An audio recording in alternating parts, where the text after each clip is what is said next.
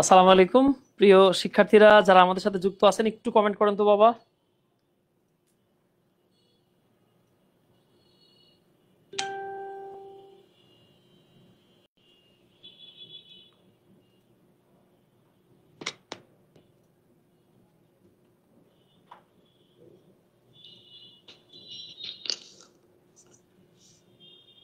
আসসালামু আলাইকুম প্রিয় শিক্ষার্থীরা, যারা হ্যাঁ মাশাআল্লাহ কতক্ষণ পর শুরু হলো। আচ্ছা আচ্ছা, যাক অনেকে কমেন্ট করছেন, ধন্যবাদ সবাইকে আমাদের সাথে যুক্ত হওয়ার জন্য। আচ্ছা আচ্ছা আচ্ছা, ধন্যবাদ ধন্যবাদ ধন্যবাদ। আচ্ছা, অনেকে আমাদের সাথে যুক্ত হয়ে গেছেন, তো যারা যুক্ত হয়ে গেছেন একটু আমাদের লাইভটা একটু শেয়ার করে দিন। হ্যাঁ আচ্ছা, সো আমরা আজকে কথা বলবো ট্রান্সফরমেশন অফ সেন্টেন্সের পার্ট 3 বা লাস্ট পার্টটা নিয়ে। যারা যারা আমাদের সাথে যুক্ত আছেন আশা করি ক্লিয়ারলি শুনতে পাচ্ছেন, ক্লিয়ারলি দেখতে পাচ্ছেন ইনশাল্লাহ। আমরা এখানে চেক করেছি, আমাদের এন্ডেড থেকে কোনো প্রবলেম না ইনশাল্লাহ। সো আশা করি আপনাদের দেখতে বুঝতে কোনো প্রবলেম হবে না। আচ্ছা আচ্ছা, থ্যাংক ইউ।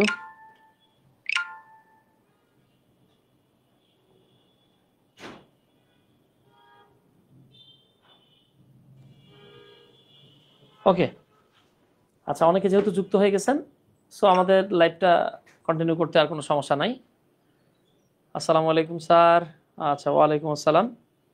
আচ্ছা, আমরা এর আগের দুটো ক্লাসে ট্রান্সফরমেশন অফ সেন্টেন্স কাকে বলে দেখেছিলাম। তারপরে আমরা দেখেছিলাম যে ট্রান্সফরমেশন অফ সেন্টেন্সগুলোর কোন রুলটা থাকলে আমরা কিভাবে কোনটা ব্যবহার করব। আজকে আমরা ট্রান্সফরমেশন অফ সেন্টেন্সের সিম্পল কমপ্লেক্স কম্পাউন্ডের লাস্ট পার্ট দেখব, সাথে সাথে আমরা ডিগ্রি চেঞ্জিংটা দেখব ইনশাল্লাহ। ঠিক আছে। আচ্ছা, ক্লাসিক প্রিন্স বলতেছে সাফিক্স প্রিফিক্সের ক্লাস চাই। আপনাদের সাফিক্স প্রিফিক্স থেকে শুরু করে যতগুলো টপিক আছে, অল দ্য টপিক্স, হ্যাঁ all the topics will be covered ইনশাল্লাহ।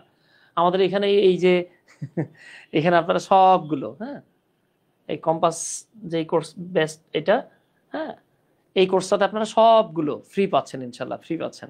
তো জাস্ট আপনাদের প্রতি একটা রিকোয়েস্ট থাকবে, আপনারা বেশি বেশি করে আপনাদের ফ্রেন্ডদেরকে আমাদের গ্রুপটাতে অ্যাড করবেন।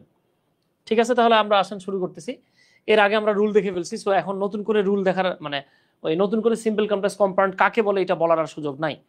আমরা আসেন শুরুতে একটু বলে নেই, আপনারা ছোটবেলা থেকে কন্ডিশনাল সেন্টেন্স পড়ে আসছেন, কিন্তু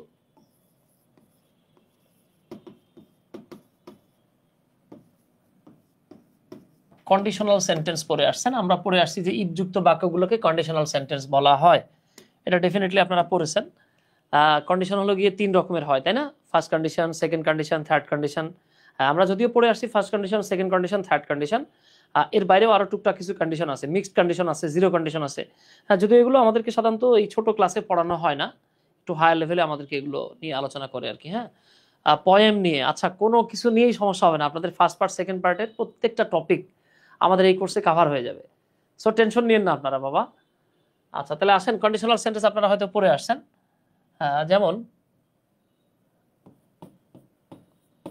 if you study hard, যদি তুমি কঠোর পড়াশোনা করো, you will get a plus, তুমি a plus পাবে। তো আমরা সাধারণত কন্ডিশনাল সেন্টেন্স গুলোকে if অথবা আনলেস দিয়ে পড়ে আসছি, তাই না? আচ্ছা, ইফ বা আনলেস দিয়ে আপনারা কন্ডিশনাল সেন্টেন্স পড়ে আসছেন, আই হোপ আপনারা জানেন আর কি।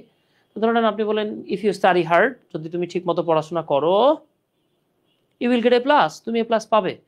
এখন দেখেন, আপনি যখন একজনকে বলছেন যে তুমি এ প্লাস পাবে, তো ঠিক আছে তুমি এ প্লাস পাবে, এই এ প্লাস পেতে গেলে একটা শর্ত আছে। শর্তটা কি? তোমাকে কঠোর পড়াশোনা করতে হবে। এই যে একটা অংশে কন্ডিশন দিয়ে পরের অংশটাতে আবার সেটার ফলাফল ইত্যাদি বলা হয় যখন, তখন এটাকে কন্ডিশনাল সেন্টেন্স বলা হয়। কন্ডিশনাল সেন্টেন্সগুলোকে 3 ভাগে ভাগ করা হয়, সেটা আমাদের আজকে অন্তত পড়ে দেখে ওইভাবে বোঝা সম্ভব না বাবা। হ্যাঁ, আসেন আমরা আমাদের সরাসরি রুলে চলে যাই। আমি আরেকটা বাক্য দেখাই। ধরেন আপনি একজনকে বলতেছেন যে if you don't study hard, যদি তুমি কঠোর পড়াশোনা না করো, ইউ মেই ফেইল, তুমি হয়তো ফেল করতে পারো। কঠোর পড়াশোনা না করে ফেল করবেই এরকম কিন্তু না, হ্যাঁ হয়তো ফেল করতে পারো এরকম বলতেছি আমরা। তাহলে দেখেন, if you don't study hard you may fail, তাহলে আমরা এই বাক্যটাকে, এই যে ইফ ইউ ডোন্ট, এই বাক্যটাকেই আমরা চাইলে কিভাবে প্রকাশ করতে পারি? দেখেন, এই ইফের বাংলাটা হলো মূলত যদি। খেয়াল করেন, ইফের বাংলা হলো যদি। তবে আমরা আমাদের লাইফে প্র্যাকটিক্যালি ইফের বাংলা যদি না বলে লয়কারে লে বলি। ঠিক আছে, যদি না বলে লয়কারে লে বলি। খেয়াল করে দেখেন, আপনি একজনকে বলতে পারেন যদি তুমি আসো আমি যাব। এটা না বলে কি বলা যায়? তুমি আসলে আমি যাব। খেয়াল করছেন? যদি সূর্য উঠে অন্ধকার দূর হয়, এটা না বলে আপনি কি বলতে পারবেন? সূর্য উঠলে আধার দূর হয়। তার মানে কি বুঝতে পারতেছেন তো? সেম সেম, বুঝতে পারছেন? ক্লাসিক প্রিন্স বলতেছেন আরিয়ান সেম টু ইউ। আচ্ছা আচ্ছা, ধন্যবাদ। আরেকজন বলছেন যে এফআরবি থেকে আসছে। আচ্ছা, আপনারা তো আমাদের জেমস, মাশাআল্লাহ। ঠিক আছে, তাহলে দেখেন ওই আনলেস, এই আনলেস এর মানে কি? যদি ডট ডট ডট না। এটাকে আবার সংক্ষেপে বলা যায় না ডট ডট লে। যেমন আপনি বললেন তুমি আমাকে, যদি তুমি আমাকে না ডাকো আমি আসতে পারবো না। এটাই আপনি বলতে পারেন তুমি আমাকে না ডাকলে, তুমি আমাকে না ডাকলে আমি আসতে পারবো না। মানে ওই কথাটাই আমরা বলবো, জাস্ট একটু ডিফারেন্ট ওয়েতে আর কি। হ্যাঁ, আচ্ছা, মাশাআল্লাহ, থ্যাংক ইউ। অনেকে কমেন্ট করছেন, থ্যাংক ইউ ভেরি মাচ। আচ্ছা, ওকে। তো দেখেন, এই ইফের সাথে যখন নট থাকে, এইটাকে আমরা আনলেস দিয়ে এক্সপ্রেস করতে পারি। তাহলে আমরা এটা বলতে পারবো আনলেস ইউ। এখন আনলেস শব্দটা নিজেই নেগেটিভ, তাই আপনি চাইলেও এরপরে ডোন্ট লিখতে পারবেন না, নট লিখতে পারবেন না। হ্যাঁ, আনলেস ইউ স্টাডি হার্ড, যদি তুমি কঠোর পড়াশোনা না করো, ইউ মেই ফেইল, তুমি হয়তো ফেল করবে, নাও করতে পারো, বাট আমরা বলতেছি হয়তো ফেল করবে। ওকে, তাহলে আমরা ধরে নিচ্ছি এটা আপনারা পারবেন। এইবার আসেন, এখানে একটা ইন্টারেস্টিং ফ্যাক্ট আছে বাবা। সেটা হলো, আমরা জানি ইফযুক্ত যে ক্লজটা, যে ক্লজের সাথে লিঙ্কার থাকে সেটা অধীন হয়, আর লিঙ্কারটাকে তুলে দিলে সেটা স্বাধীন হয়ে যায়, তাই তো? আচ্ছা, তাহলে একটু খেয়াল করেন, এই যে ইফযুক্ত একটা ক্লজ থাকবে, এই ক্লজটা হবে আমাদের জন্য অধীন ক্লজ। এখন অনেকে প্রশ্ন করতে পারেন যারা আজকেই দেখতেছেন যে ভাইয়া অধীন ক্লজ কি? আমরা বলেছিলাম যে যে ক্লজটা দিয়ে মনের ভাব পরিপূর্ণরূপে প্রকাশ পায় না, সেটা হলো অধীন ক্লজ বা ডিপেন্ডেন্ট ক্লজ বা সাবঅর্ডিনেট ক্লজ। যেমন আমি যদি কাউকে বলি ইফ ইউ স্টাডি হার্ড, যদি তুমি কঠোর পড়াশোনা করো, পড়ার অংশ আমরা বললাম না, তাহলে একটা আকাঙ্ক্ষা থাকে না যে ভাই আমি কঠোর পড়াশোনা করলে কি হবে, আপনি আমার প্রাইজ দিবেন, খাইতে দিবেন, নাকি অন্য কিছু করবেন। ঠিক আছে, আচ্ছা, ক্লাসিক প্রিন্স বলতেছে প্রিপোজিশনের ক্লাস চাই টেক্সট এক্সামের আগে স্যার। আচ্ছা, হ্যাঁ, প্রিপোজিশনের ক্লাস টেস্ট এক্সামের আগে পাবেন ইনশাল্লাহ। তাহলে এই যে এটা হলো আমাদের কি ক্লজ বাবা? অধীন ক্লজ। যদি খাস বাংলায় বলেন অধীন ক্লজ, ইংরেজিতে বললে বলতে পারবেন ডিপেন্ডেন্ট ক্লজ বা সাবঅর্ডিনেট ক্লজ। এবার দেখেন, আপনি যদি শুধু এতটুকু বলেন you will get A plus, মনোভাব প্রকাশ পাচ্ছে, প্রকাশ পেলে সেটাকে কি বলা হয়? এইটাকে বলা হয় বাবা স্বাধীন ক্লজ, তাই তো? তাই না? ধন্যবাদ তাহমিনা আক্তার তামু। আচ্ছা, তাহলে এইবার দেখেন, আমরা এই যে রুল নাম্বার 5-এ আসছি। এক কেন বলছি আমরা? আমরা যদি ইফ যুক্ত সেন্টেন্সটাকে অ্যাফার্মেটিভ দেখতে পাই, অর্থাৎ ইফ যুক্ত অংশটাতে যদি কোনো নট না থাকে, তাহলে আমরা কি করব? যেমন দেখেন, ইফ ইউ স্টাডি হার্ড, এটা অ্যাফার্মেটিভ সেন্টেন্স। কিন্তু আপনি যদি এভাবে বলেন if you don't study hard, এবার দেখেন ইফ যুক্ত বাক্যটা নট আছে, তার মানে এটা নেগেটিভ হয়ে গেছে কিন্তু। হ্যাঁ, আবার আনলেস থাকলে সেটা নিজেও নেগেটিভ। ওকে, হ্যাঁ, কানেক্টরের ক্লাসও পাবেন রুহুল আমিন ভাই। সাকিব আরিয়ান ভাই বলতেছেন আমি এইচএসসি এফআরবি। আচ্ছা আচ্ছা, ধন্যবাদ। সাকলাইন আরিয়ান, আচ্ছা, ধন্যবাদ। আচ্ছা, আমি বলি, মজার বিষয় হচ্ছে কি, এই যে ক্লাসগুলো সিম্পল কমপ্লেক্স কম্পাউন্ড, আপনি যদি ইন্টারমিডিয়েটের এফআরবি মানে ফাইনাল ডিভিশন ব্যাচের স্টুডেন্টও হন, আপনার কাজে লাগবে তো বাবা এটা। কারণ ইন্টারমিডিয়েটেও তো আপনাদের সিম্পল কমপ্লেক্স কম্পাউন্ড আছে। সো টেনশনের কোনো কারণ নাই, বুঝতে পারছেন?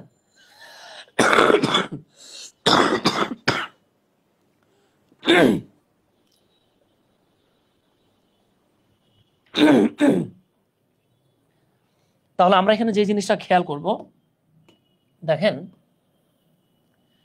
ইফযুক্ত সেন্টেন্সটাকে আপনি যখন কমপ্লেক্স বানাবেন, মানে কমপ্লেক্স থেকে সিম্পল বানাবেন, তখন প্রথমে আপনাকে লিখতে হবে বাই। আর আমরা বলেছিলাম দুটো ক্লজের সাবজেক্ট, যেমন এখানেও ইউ আছে, এখানেও ইউ আছে, দুটো ক্লজের সাবজেক্ট যদি সেম হয়, সেক্ষেত্রে এই পজিটিভটা অর্থাৎ মাই আওয়ার ইউর না লিখলেও চলে। ওকে, আচ্ছা, তারপরে আমরা ভার্বের সাথে আইএনজি যোগ করে দিব, এরপরে স্বাধীন ক্লজটা লিখবো। তো দেখেন, এই যে you study hard, you will get A plus, তাহলে যেহেতু দুটো সাবজেক্ট সেম, তাই আমাদের এখানে বাই ইয়োরটা লেখার দরকার নাই।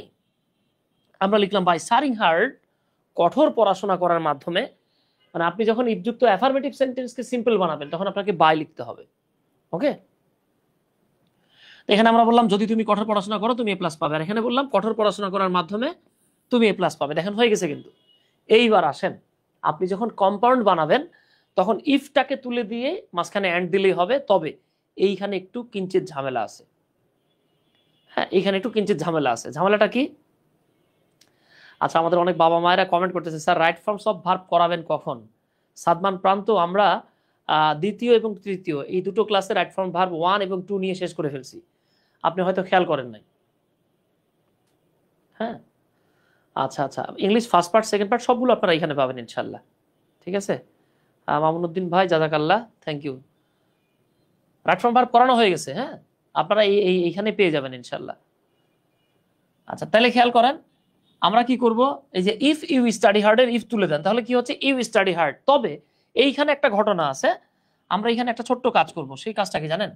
যদি আপনি দেখেন যেটা মানে সাবজেক্টটা ইউ হয়ে গেছে তাহলে এটাকে ইম্পারেটিভ সেন্টেন্স বানাবেন। ইম্পারেটিভ সেন্টেন্স বানানোর নিয়মটা কি? যদি ইম্পারেটিভ সেন্টেন্স কখনো এরকম থাকে, you plus V1 plus others. হ্যাঁ, এই যে আমি জাস্ট ও লিখে রাখলাম। যদি এরকম থাকে তাহলে আপনি ইম্পারেটিভে কি কাজ করবেন? আপনি জাস্ট ইম্পারেটিভ বানাতে গেলে ইউটারে কেটে দিবেন। যেমন দেখেন, ইফ ইউ স্টাডি হার্ড, ইফটাকে তুলে দিলাম, দিয়ে আমরা লিখলাম ইউ স্টাডি হার্ড। এবার ইউটাকেও তুলে দেবো, তাহলে এটা একটা আদেশ টাইপের হয়ে যাবে। এই যে দেখেন হয়ে গেল কি বাবা, ইম্পারেটিভ। স্টাডি হার্ড, আপনি একজনকে বলতেছেন স্টাডি হার্ড, কঠোর পড়াশোনা করো, and you will get A plus, তুমি এ প্লাস পাবা। ওকে, তাহলে এবার আপনাদের পালা। আমরা এখানে একটা বাক্য লিখে রাখছি, ডু অ্যান্ড ডাই। যদিও আমরা ছোটবেলা থেকে বাক্য পড়ে আসছি ডু অর ডাই, এখন এখানে লেখা ডু অ্যান্ড ডাই। এই প্রশ্নটাই চাকরির পরীক্ষায় আসছিল, বুঝতে পারছেন? হ্যাঁ, স্কুল শিক্ষক নিবন্ধন যে পরীক্ষা হয় এনটিআরসি, ওখানে আসছিল। দেখি আপনারা এটা করতে পারেন কিনা, প্লিজ এটা একটু করে দেন তো। আপনারা করবেন এটা, হ্যাঁ? পারলে ভালো, না পারলে আমি তো আসি। সময় দিলাম মাত্র 1 মিনিট, কুইকলি দেখি কারা কারা করতে পারেন।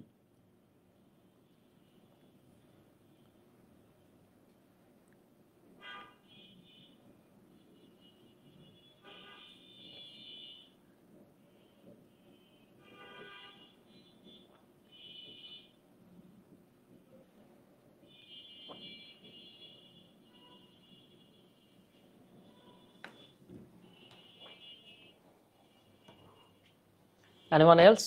এই যে সেলিম সাদমান, মাশাআল্লাহ।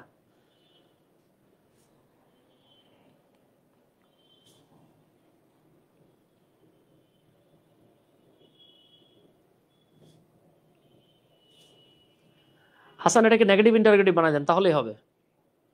এই তো মাশাআল্লাহ, ক্লাসিক প্রিন্স সাদমান রাইয়ান, সুন্দর হয়েছে। আচ্ছা, তাহলে আমরা এটাকে আগে কমপ্লেক্স বানাই। অ্যান্ড আছে তাই না, এবং ইম্পারেটিভ আছে। তাহলে আমরা কি করব বাবা, আমরা এটাকে এভাবে লিখব, ইফ ইউ ডু ইট। এই ইটটা চাইলে উজ্জ্ব রাখতে পারেন। ইফ ইউ ডু ইট, যদি তুমি এটা করো, if you do it you will die. এখন বলতে পারেন ভাইয়া এখানে উইল কি লিখতেই হবে? এটা লিখতেও পারেন, নাও লিখতে পারেন, চাইলে বাদও দিতে পারেন। ওকে, আচ্ছা, আশা করি বুঝতে পারছেন আর কি। তাহলে এইবার আমরা এটাকে কি করব, বাই ডুইং ইট। এই ইট লিখলেও চলবে, না লিখলেও চলবে, ইউ উইল ডাই। ওকে, এইবার আসেন, আনলেস সবচেয়ে বেশি স্টুডেন্টদেরকে প্যারা দেয় যেটা আর কি, যখন এটা নেগেটিভ হয়ে যাবে আপনার কাজ হচ্ছে জাস্ট এখানে একটা উইদাউট লেখা। ঠিক আছে, আর এখানে কি হবে, এইখানে খেয়াল করেন, যদি কখনো দেখেন যে প্রথম ক্লজটা এইভাবে আছে, ইউ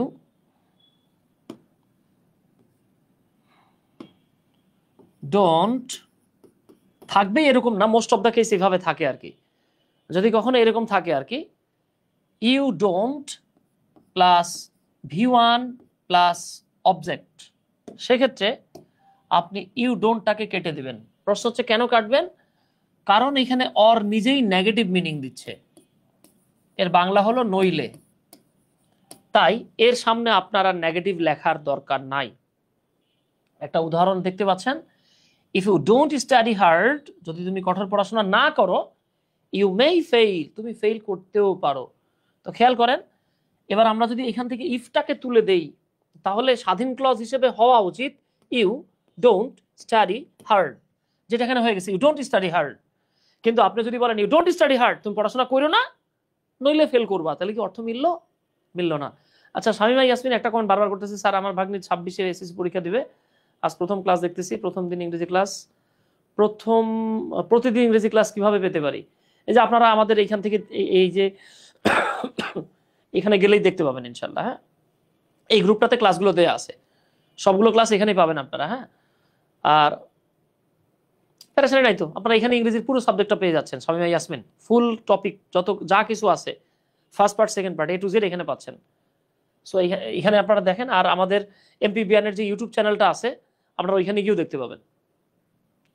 তাহলে আমরা দেখেন ইউ ডোন্টটাকে বাদ দিয়ে দিব, যেটা আমি বলছি ইউ ডোন্ট প্লাস জাস্ট আমরা এটাকে আবারও ইম্পারেটিভ মোডে নিলাম। খেয়াল করছেন? অর, এই অর কখন লিখবেন? নেগেটিভ বাক্য হলে। হ্যাঁ, দেখেন তাহলে এখানে কি ছিল?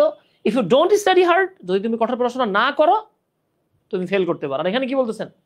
কঠোর পড়াশোনা করো নইলে ফেল করবে। এইবার আপনারা ডু অর ডাই, এটাকে কমপ্লেক্স এবং সিমপ্লেক্স না মানে সিম্পল বানায় দেন দেখি।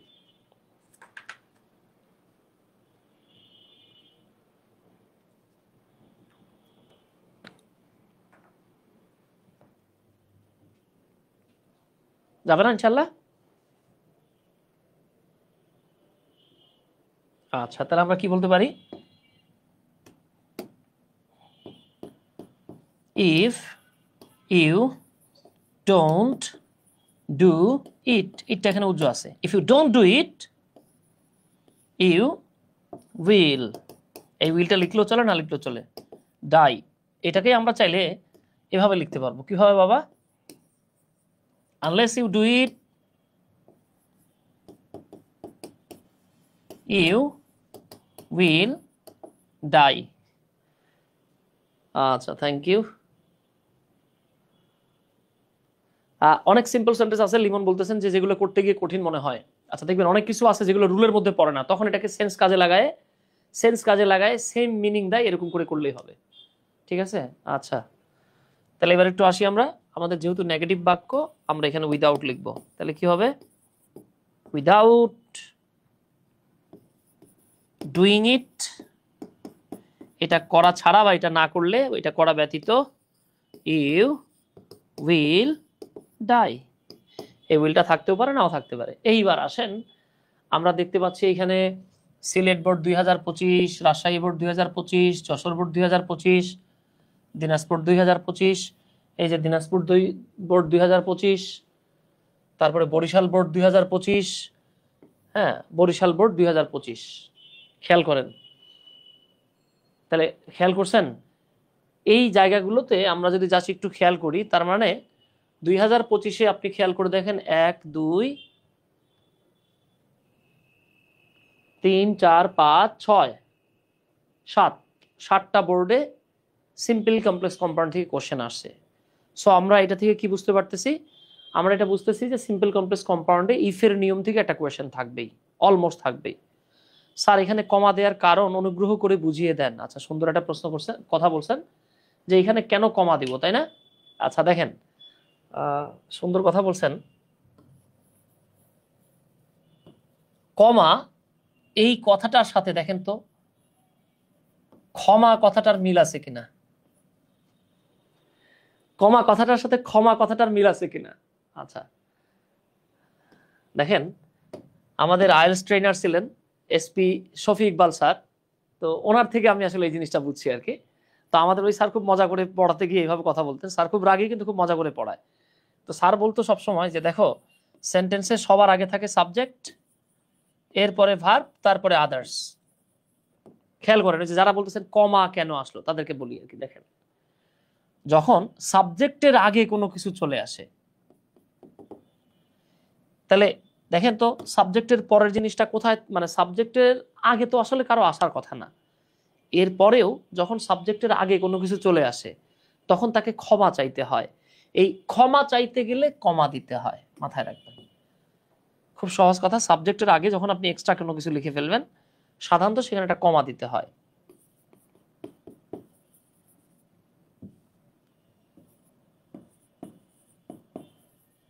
ওকে, এছাড়াও আরো ঘটনা আছে। আপনি যখন দুটো ক্লজ লিখবেন, ডিপেন্ডেন্ট ক্লজটা যদি সামনে থাকে, আই রিপিট, ডিপেন্ডেন্ট ক্লজটা সামনে থাকলে মানে অধীন ক্লজটা সামনে থাকলে প্রথম ক্লজের পর কমা দিতে হয়, স্বাধীন ক্লজ সামনে থাকলে কমা দিতে হয় না। যেমন দেখেন, আমি একটা বাক্য লিখি। ধরেন আপনি বললেন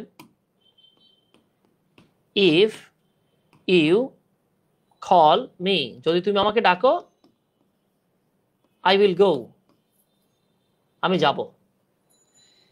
এইখানে খেয়াল করে দেখেন, এই যে প্রথম ক্লজটা এটা হলো একটা ডিপেন্ডেন্ট ক্লজ, কারণ এতটুকু বললে মনোভাব প্রকাশ পায় না, ঠিক আছে। আর এটা হচ্ছে ইন্ডিপেন্ডেন্ট ক্লজ। আমরা এইটাকে যদি এইভাবে লিখি, I will go if you call me, এবার আর কমা দেওয়ার কোনো প্রয়োজন নাই, ডাইরেক্ট সেন্টেন্স শেষ হলে একটা ফুল স্টপ দিবেন। তার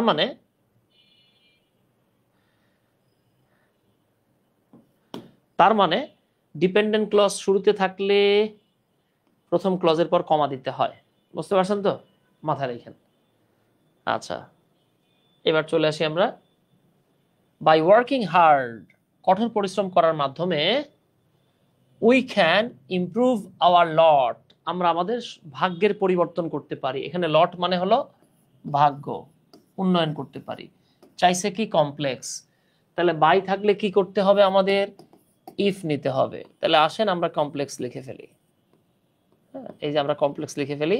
আচ্ছা, আমাদের অনেক ভাই বোন একটা মারাত্মক বোকামি করেন, তারা কমপ্লেক্স লেখার পর এরকম দুটো রসগোল্লা দেয়। মনোযোগ সহকারে দেখেন, এই যে কমপ্লেক্স লেখার পর এরকম যখন দুটো রসগোল্লা দিবেন আপনার সেন্টেন্স সাথে সাথে শেষ, ঠিক আছে।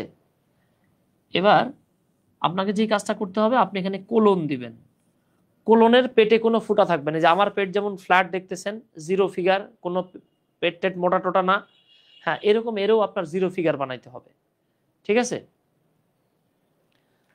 আচ্ছা, তাহলে এবার একটু খেয়াল করেন তো, আমরা এই জায়গাটাতে কি বলবো, বাই ওয়ার্কিং হার্ড, এখানে সাবজেক্ট আমাদের কি আছে, উই, তাহলে আমরা লিখবো ইফ উই ওয়ার্ক হার্ড, যদি আমরা কঠোর পরিশ্রম করি, উই ক্যান ইমপ্রুভ আওয়ার লট, যদি আমরা কঠোর পরিশ্রম করি আমরা আমাদের ভাগ্যের পরিবর্তন করতে পারবো, ঠিক আছে। আচ্ছা, ক্লাসের পিডিএফ গুলো আপনারা এই যে ভিডিওটার সাথে দেয়া থাকবে, দেখবেন। হ্যাঁ, এছাড়াও আপনারা যেই কাজটা করবেন, এছাড়াও আপনারা, আপনাদেরকে বারবার বলা হয় আর কি, এরপরও আপনারা ভুলে যান, আমি আরেকবার বলে দিই আপনাদেরকে। আপনারা গুগলে চলে যাবেন, গুগলে গিয়ে লিখবেন এমপি বিয়ান। কি লিখবেন বাবা?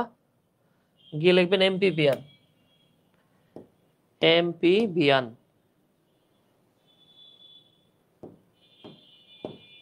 ঠিক আছে। এমপি বিয়ান লেখার সাথে সাথে ব্যাস এই যে আপনারা এটাতে ঢুকে যাবেন এমপি বিয়ানে। এই এমপি বিয়ানে গেলেই আমাদের এই কোর্সটাতে আপনারা একটু একদম ফ্রিতে, একটা টাকাও লাগতেছে না। হ্যাঁ, যারা এখনো এই কোর্সে আপনারা ওই যে মানে অনলাইনে এখনো এনরোল করেন নাই, এসএসসি 26, 27 ফাইনাল রিভিশন ব্যাচ আর এফআরবি, 0 টাকা, এখানে গিয়ে অ্যাড হয়ে গেলে পরীক্ষা দেওয়া থেকে শুরু করে সবকিছু পাবেন। ওকে, সো প্যারা ভাই,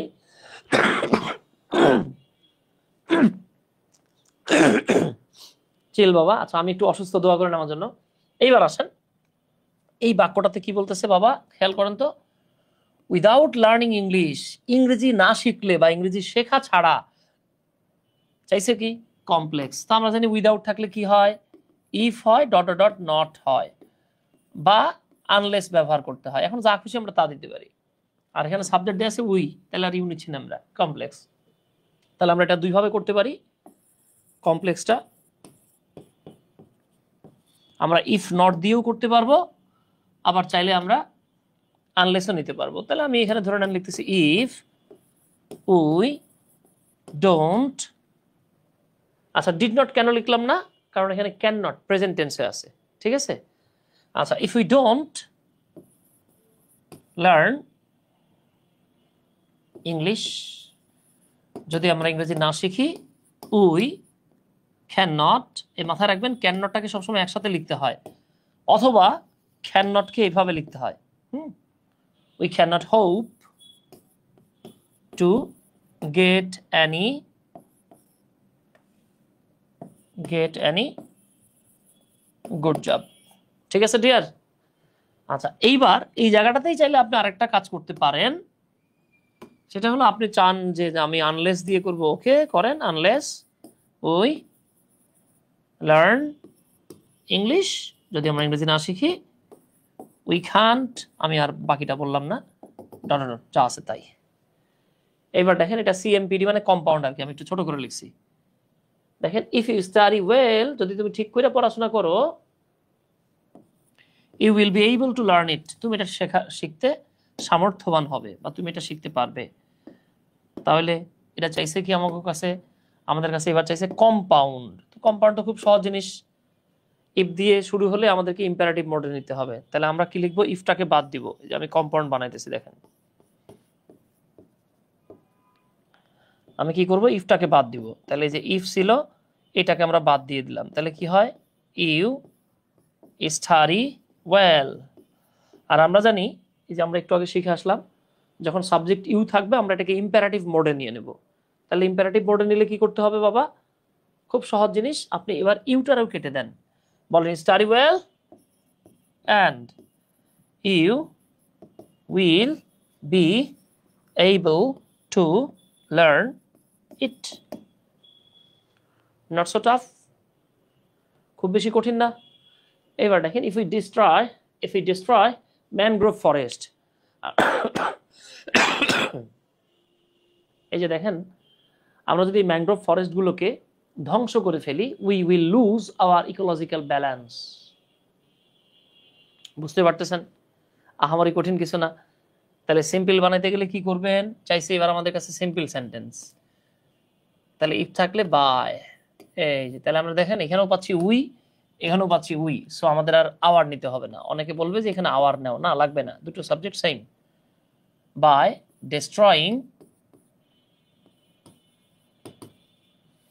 destroying mangrove forest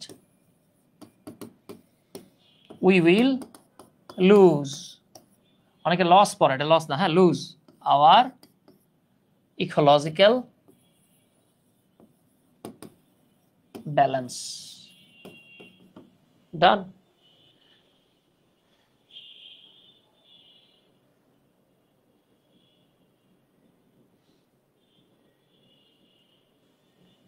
আচ্ছা, আমাদের হাসান একটা সুন্দর প্রশ্ন করছে,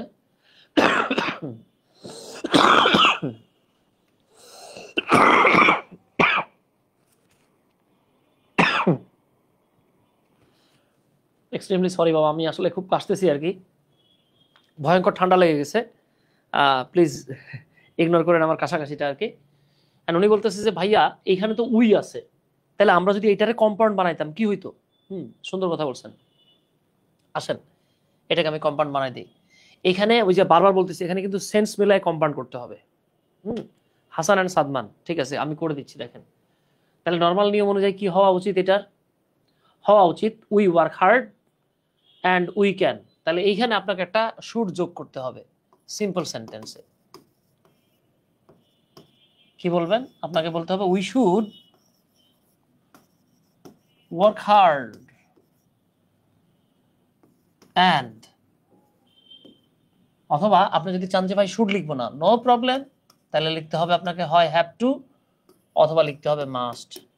এটা নিয়ম, কিছু করার নাই, ঠিক আছে। এটা সেন্স মেলানোর জন্য এই কাজটা করতে হয়। উই ক্যান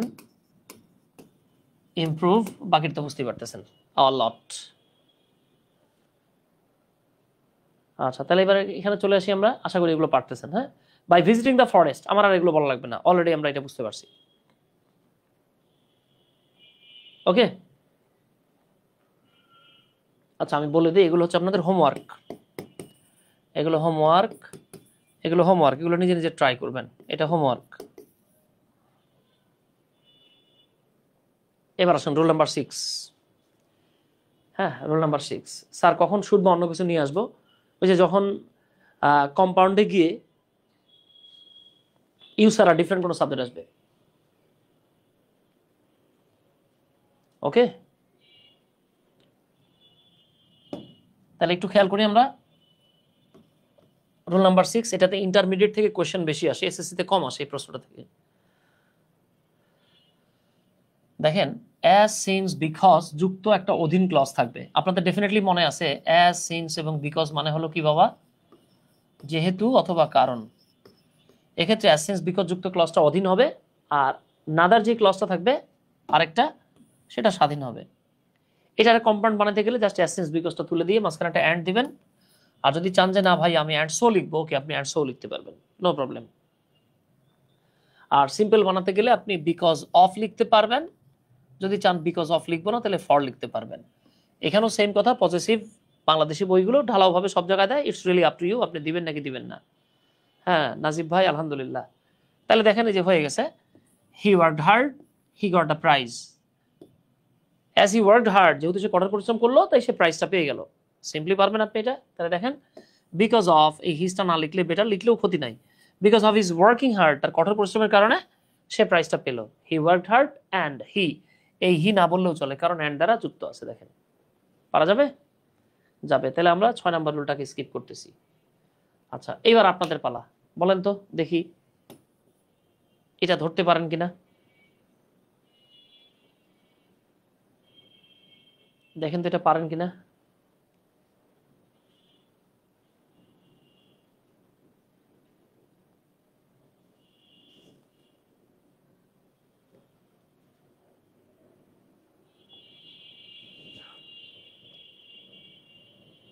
হ্যাঁ কল্পনা বেগম আলহামদুলিল্লাহ।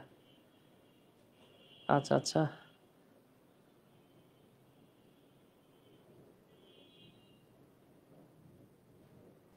সেলিম ভাই বলতেছে কি বি হবে? আচ্ছা খেয়াল করেন তো বাবা, আমাদেরকে প্রথমে প্রশ্নটা দেখতে হবে। চাইলো কি? সিম্পল সেন্টেন্স চাইলো।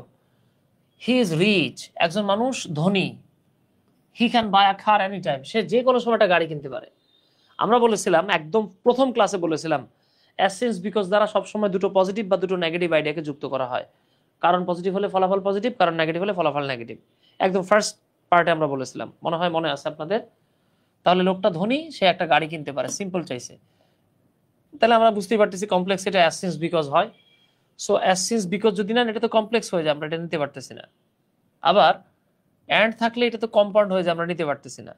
অ্যাজ আছে বুঝতেই পারতেছেন, তাহলে বিকজ অফ হিজ রিচনেস, তার প্রাচুর্যতার কারণে এই ডান, সে যে কোনো সময় একটা গাড়ি কিনতে পারে।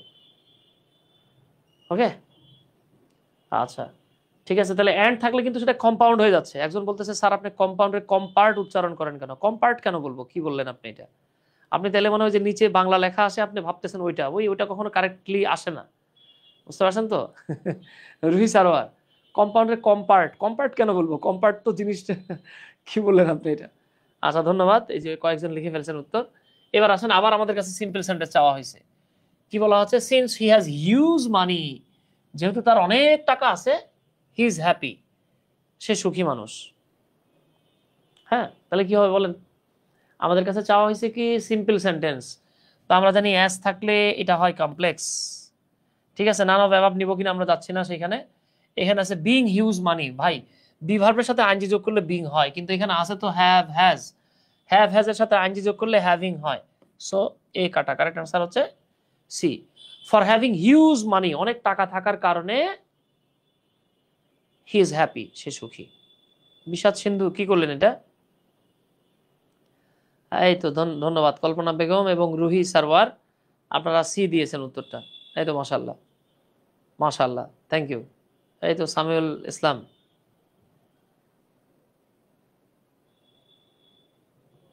আচ্ছা এইবার আসেন, আমরা আরেকটা রুল দেখতেছি, খুবই গুরুত্বপূর্ণ একটা রুল বলতে পারেন। এটা হচ্ছে সো ডট ডট দ্যাট।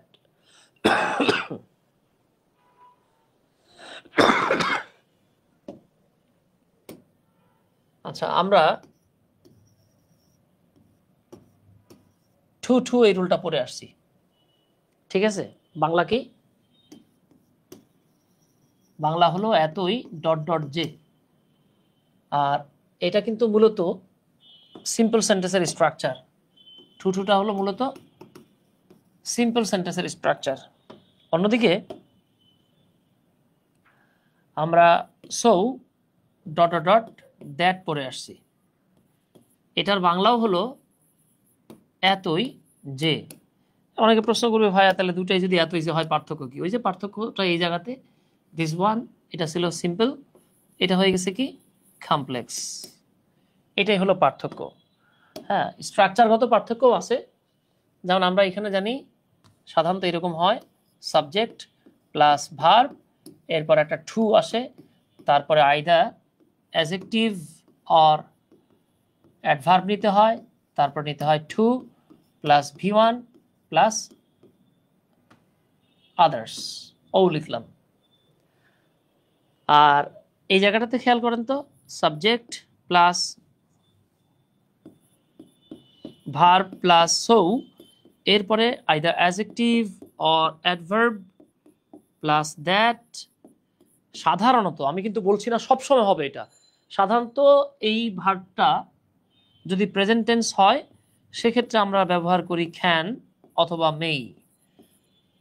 এই ভার্বটা যদি পাস্ট টেন্স হয় সেক্ষেত্রে আমরা সাধারণত ব্যবহার করি কুড অথবা মাইট।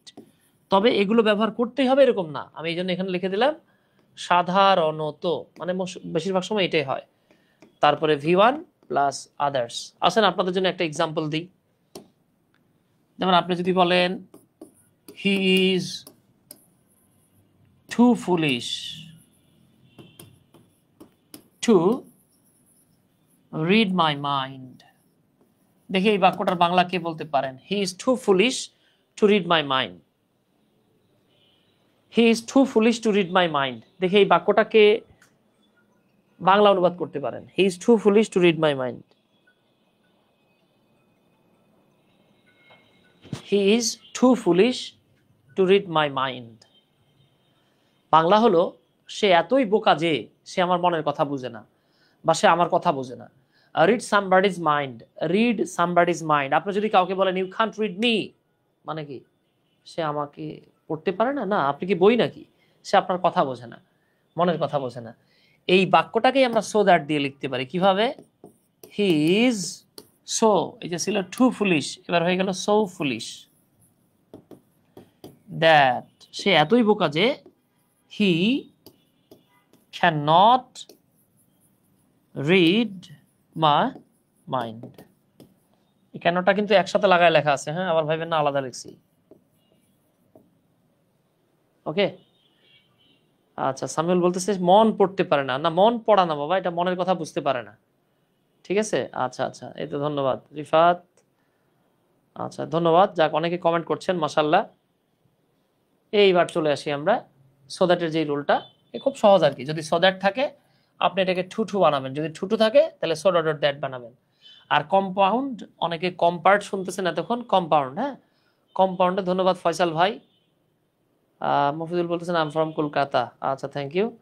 এবার একটু খেয়াল করেন, আপনি কম্পাউন্ড বানাইতে গেলে সোটাকে তুলে দিয়ে ভ্যারি লিখবেন, দ্যাটটাকে তুলে দিয়ে অ্যান্ড লিখবেন। আমরা একটা উদাহরণ দিই। আপনি যদি বলেন he is too weak to walk, এই যে মাঝখানটা অ্যাডজেক্টিভ পড়ছে, খেয়াল করছেন? আর এখানে দেখেন he was so weak that, এই যে সো এবং দ্যাট মাঝখানে কি বসছে? অ্যাডজেক্টিভ বসছে। কম্পাউন্ড বানাইতে গেলে এই সোটারে তুলে দিয়ে ভ্যারি বানাবেন, আর এই দ্যাটটাকে তুলে দিয়ে অ্যান্ড বানাবেন। That's enough. তাহলে কি আসতেছে দেখেন, he was too weak to walk, he was so weak that he can not walk, he could not walk. এখন প্রশ্ন হচ্ছে কুড নট কেন হলো? কারণ এই যে পাস্ট টেন্স আছে। He was very weak and he couldn't walk. Okay, এই তো মাশাআল্লাহ, পারবেন ইনশাআল্লাহ। হ্যাঁ, he is too foolish to solve the riddle, সে এতই বোকা যে, রিডল মানে ধাঁধা, ধাঁধা সমাধান করতে পারে না। এখানে যেহেতু ইজ আছে তাই দেখেন বাবা ক্যান নট হয়ে গেছে। He is so foolish that, বাকিটা তো বুঝতেই পারতেছেন। আর এখানে ভ্যারি ফুলিশ অ্যান্ড, এগুলো খুব বেশি কঠিন মনে হবে না আপনাদের কাছে ইনশাল্লাহ। ডান। এবার আমরা একটা দুর্দান্ত নিয়ম দেখব। সাধারণত বাংলাদেশি বইগুলো এই নিয়মটাকে বলে না, বাট এই নিয়ম থেকে প্রশ্ন আসে। আমি যখন ডিইউ মানে ঢাকা ইউনিভার্সিটিতে ডি ইউনিটে এক্সাম দেই, 2009 সালের ঘটনা বলছি আপনাদেরকে, তখন এই রুল থেকে একটা প্রশ্ন আসছিল, অনেকে এটা আমরা পারি না। আচ্ছা, আপনাদেরকে একটা ইন্টারেস্টিং ফ্যাক্ট বলি। এই যে এখানে আমি লিখে দিচ্ছি সাফিক্স দেখে অ্যাডজেক্টিভ চেনার উপায়। এই চেউ মানে আবার বললেন না চেউ কি চায়না ল্যাঙ্গুয়েজ? নো, এই চেউ মানে চেনার উপায়, ঠিক আছে? আচ্ছা, খেয়াল করেন, এখানে আমি লিখে দিচ্ছি সব ক্ষেত্রে মিলবে না।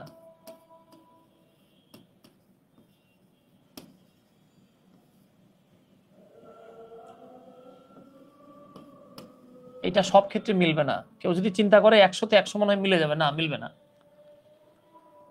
দেখেন, যদি কোনো ওয়ার্ডের সাথে এ এল থাকে সাধারণত সেটা অ্যাডজেক্টিভ হয়, যেমন অ্যাকচুয়াল, মিউচুয়াল, ফাইনাল। ওকে, আবার যদি কোনো ওয়ার্ডের শেষে বল থাকে তাহলে সেটা অ্যাডজেক্টিভ হয়, যেমন রিমার্কেবল, রেসপন্সিবল। যদি কোনো ওয়ার্ডের সাথে ইক থাকে যেমন ফ্যান্টাস্টিক, রোমান্টিক। যদি কোনো ওয়ার্ডের শেষে লার থাকে যেমন রেগুলার, সিমিলার। যেমন যদি কোনো ওয়ার্ডের শেষে টি এইচ ওয়াই থাকে, যেমন আমরা অনেকে একটা শব্দ উচ্চারণ ভুল করি, আমরা বলি হেলদি, আসলে উচ্চারণটা হচ্ছে হেলথি, ঠিক আছে, হেলথি। আচ্ছা, এরপরে দেখেন, যদি কোনো ওয়ার্ডের সাথে থাকে সিভ, যদি কোনো ওয়ার্ডের সাথে থাকে টিভ, যদি কোনো ওয়ার্ডের সাথে থাকে ও ইউএস, এছাড়াও ভার্বের সাথে আইএনজি যোগ হলে সেটাও অ্যাডজেক্টিভ হয়, তবে এইখানে আবার শর্ত প্রযোজ্য, সব সময় হয় না, ঠিক আছে? আচ্ছা, মাথায় রাখেন, ভার্বের 3 নাম্বার ফর্ম যেটা, এটা অ্যাডজেক্টিভের কাজ করে। আমি সব লিখলাম না, তাই এখানে লিখে দিয়েছি ইত্যাদি।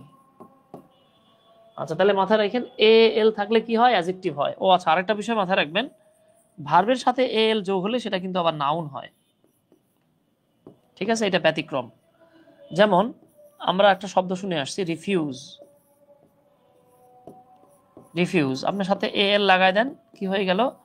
রিফিউজাল। হ্যাঁ, এইটা একটা নাউন, সরি, এটা একটা নাউন, অ্যাডজেক্টিভ না কিন্তু। আবার দেখেন, আমরা পড়ে আসছে ডিনাই, এটার সাথে এল লাগায় দেন, এটা হয়ে গেল ডিনায়াল, এটা কিন্তু একটা নাউন। ওকে, প্রপোজ, প্রপোজাল, এটা নাউন। আচ্ছা, তাহলে একটু খেয়াল করবো আমরা, এই শব্দগুলো অ্যাডজেক্টিভ হয়। এইবার আসেন দুনিয়ার সবচেয়ে সহজ নিয়ম, যদি কখনো এরকম পান it is plus adjective plus that plus স্বাধীন ক্লজ, সেক্ষেত্রে ইট ইজ প্লাস অ্যাডজেক্টিভ পুরোটাকে অ্যাডজেক্টিভটার সাথে এল ওয়াই যোগ করে এটাকে অ্যাডভার্ব বানায় দিবেন।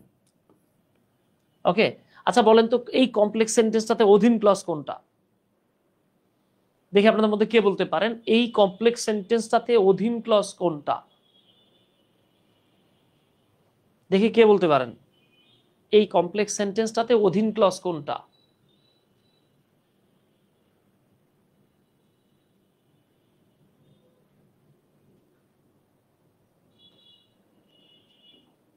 আচ্ছা, মাথায় রাখবেন, এই যে আমরা দেখতে পাচ্ছি এটা হলো স্বাধীন ক্লজ, তাই না? এই দ্যাট প্লাস স্বাধীন ক্লজ এই পুরোটাই হলো অধীন। অনেকে প্রশ্ন করতে পারে যে ভাইয়া আপনি না আমাদেরকে পড়াইছেন অধীন ক্লজ না থাকলে কমপ্লেক্স হয় না, তাহলে এখানে অধীন কোনটা? আল্লাহ আল্লাহ আল্লাহ আল্লাহ, ইটস ন্যাচারাল দ্যাট। না না না, হলো না তো। জুবাইদা, পারভিন, কল্পনা বেগম, রিফাত, রোহিত, দেখছেন নাকি কি একটা অবস্থা? আচ্ছা, তাহলে এবার আমরা একটু দেখি ইটস ন্যাচারাল দ্যাট। তা আমরা এই ইটস ন্যাচারালটাকে একসাথে টেনে এনে বানালাম ন্যাচারালি, এবার একটা কমা দিলে বেটার হয় আর কি। হ্যাঁ, কমা দিলে বেটার হয়। ইটস ন্যাচারাল দ্যাট, এটা স্বাভাবিক যে we must die one day, আমরা লিখবো naturally we must die one day. এই যে সাবজেক্টের সামনে লিখছি তাই একটা কমা দিলাম, ঠিক আছে? এইবার অ্যাকচুয়ালি হি ইজ আ ক্রিন্স, ক্রিন্স মানে হচ্ছে যে মানুষটার উপরে ফিটফাট কিন্তু ভিতরে সদরঘাট। দেখে এটা আপনারা করে দিতে পারেন কিনা, কুইকলি করেন দেখি। হ্যাঁ, কুইকলি করতে হবে, দেখি কে কত দ্রুত করতে পারেন। এটা কমপ্লেক্স আর কম্পাউন্ড করে দেবেন। এটার কম্পাউন্ডটা করতে গেলে আগের ক্লাস পরে, পরের ক্লাস আগে, মাঝখান থেকে দ্যাট তুলে দিবেন, ব্যাস।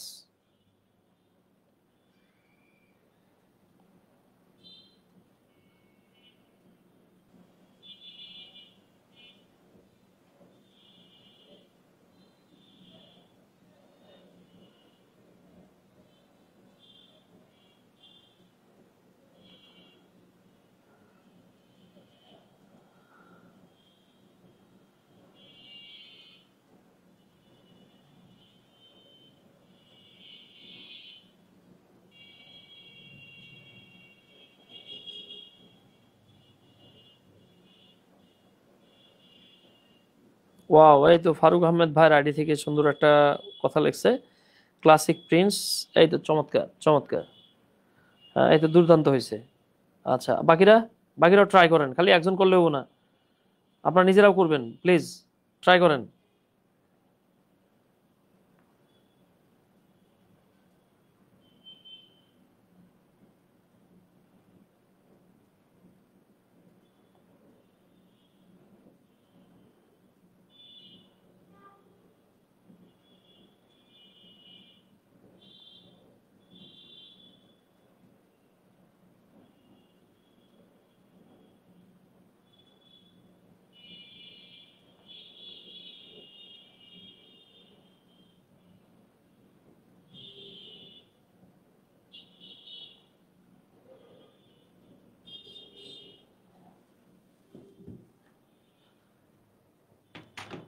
আচ্ছা, তাহলে দেখেন তো, হিজ আ ক্রিঞ্জ। ক্রিঞ্জ মানে হচ্ছে যার উপরে ফিটফাট ভিতরে সদরঘাট, এরকম থাকে না, যে আমরা যাদেরকে বলি আর তুই তো একটা ধামাধরা মানুষ। ধামাধরা মানে কি, মানে খুব অনেক কিছু বলতেছে, এই করে ফেলাবো সেই করে ফেলাবো, কিন্তু কাজের কোনো কাজ করতে পারে না। হ্যাঁ, আচ্ছা, কাজের কাজ করতে পারে না, এদেরকেই বলা হয় এরকম আর কি। তাহলে ওই যে অ্যাকচুয়ালি, তাহলে আমরা কি লিখবো, it is actual that he is a cringe. Done. এটা কি করবেন, he is a cringe and it is actual. দেখেন তো খুব বেশি টাফ, কিসের রাফ অ্যান্ড টাফ, সহজ জিনিস এটা। এবার আপনাদের পালা। হ্যাঁ, এটা একটা এক্সামে আসছিল, চাকরির পরীক্ষা আসছিল, দেখি করতে পারেন কিনা। It is certain that he will come, simple বানাইতে বলছে। It is certain that he will কাম।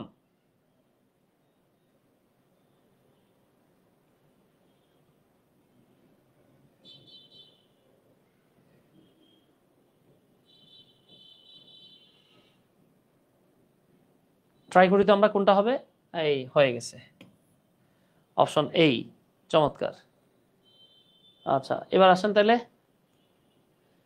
যদি কোনো সেন্টেন্সে no sooner had than, scarcely when, hardly when, as soon as এগুলো থাকে, সেক্ষেত্রে মাথায় রাখবেন সেকেন্ড যেই ক্লজটা, সেকেন্ড যেই ক্লজটা, সেই ক্লজটা সবসময় স্বাধীন ক্লজ হয়, লিখে দেওয়া আছে। এটাকে আমরা কম্পাউন্ড বানানোটা খুব সহজে বানাইতে পারি। সেটা হলো গিয়ে দুটো স্বাধীন ক্লজ লিখবো। এইখানে একটা গুরুত্বপূর্ণ তথ্য হলো, দেখেন এখানে একটা গুরুত্বপূর্ণ তথ্য হলো, এক্ষেত্রে দুটো ক্লজেই সাধারণত পাস্ট ইনডেফিনিট টেন্সে হয়, অর্থাৎ সাবজেক্ট প্লাস ভি2 প্লাস আদার্স। ঠিক আছে। আর এটাকে সিম্পল বানাতে গেলে এই যে নো সোনার, স্কার্সলি, হার্ডলি এবং অ্যাজ সুন অ্যাজ যুক্ত ক্লজের যে ভার্বটা, তার সাথে আইএনজি যোগ করে বাকি অংশ লিখতে হয়। আমরা যার সাথে আইএনজি যোগ করি বাংলায় তার শেষে ইয়া বা এ যুক্ত হয়। আমি একটা ছোট্ট উদাহরণ আপনাদেরকে দেখাই। যেমন দেখেন, no sooner had she seen the news. সে সংবাদটি দেখতে না দেখতেই, এই যে তিনটা দেখতে পাচ্ছেন, এই তিনটার বাংলা হলো তে না তেই। যেমন ধরতে না ধরতেই, পড়তে না পড়তেই, লিখতে না লিখতেই, শুনতে না শুনতেই, তেনাতেই, মানে একটা হতে না হতে আরেকটা। হ্যাঁ, এই তিনটাকে নেগেটিভ সেন্টেন্স বলা হয়, আর লাস্টেরটা হলো অ্যাফার্মেটিভ। হ্যাঁ, তাহলে এবার একটু খেয়াল করি আমরা। এই যে দেখেন, no sooner had she seen the news, সে সংবাদটা দেখতে না দেখতেই, দেন শি ফেইন্টেড, সে জ্ঞান হারালো। তো এই শি ফেইন্টেড, এটা হলো আপনার ইন্ডিপেন্ডেন্ট বা স্বাধীন ক্লজ। আপনাকে যেই কাজটা করতে হবে, আপনি অধীন ক্লজের যে ভার্ব এখানে আছে সিন, এখন আপনি তার সিনিং লিখতে পারবেন না, আপনাকে লিখতে হবে সিইং দ্য নিউজ, সংবাদটা দেখে শি ফেইন্টেড, সে জ্ঞান হারালো। বোঝা যাইতেছে কিনা একটু কমেন্ট করেন তো বাবা প্লিজ। এই অনেকে হয়তো উল্টাপাল্টা কমেন্ট করেন, এগুলো বলা যাবে না, ঠিক আছে। পরে অ্যাডমিন কিন্তু আপনাদেরকে গ্রুপ থেকে বের করে দিবে। আচ্ছা, দেখতে থাকেন, কারো কোনো কোয়েশ্চেন আছে কিনা।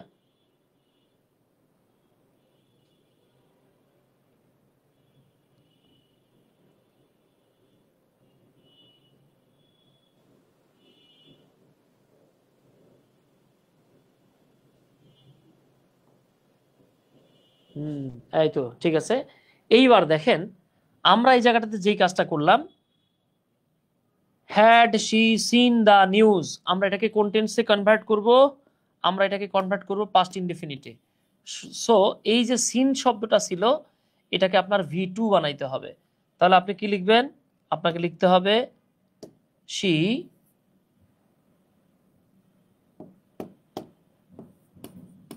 saw the news, সে নিউজটা দেখেছিল, and she fainted, সে জ্ঞান হারিয়েছিল। আচ্ছা, হাসান বলতেছে স্যার নোসুনার হ্যাডের পরে, নোসুনারের পরে যদি হ্যাড না থাকে হ্যাজ থাকে না, হ্যাড থাকবে। ঠিক আছে, আচ্ছা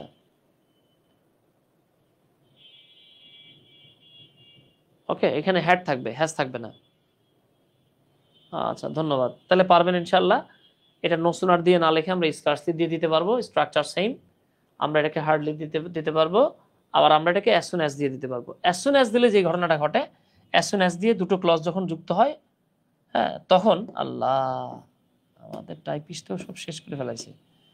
আচ্ছা, তখন আর এখানে দেন হয় না, তখন জাস্ট একটা কমা হয়। ঠিক আছে, অ্যাজ সুন অ্যাজের ক্ষেত্রে জাস্ট একটা কমা হয়। এই যে দেখেন, as soon as she saw the news, সে নিউজটা দেখতে না দেখতেই শি ফেইন্টেড, জ্ঞান হারাইলো। বাকিটা তো বুঝতেই পারছেন, seeing the news, she fainted, she saw the news and she fainted. আহা, এখানে সটা কেটে গেল কেন?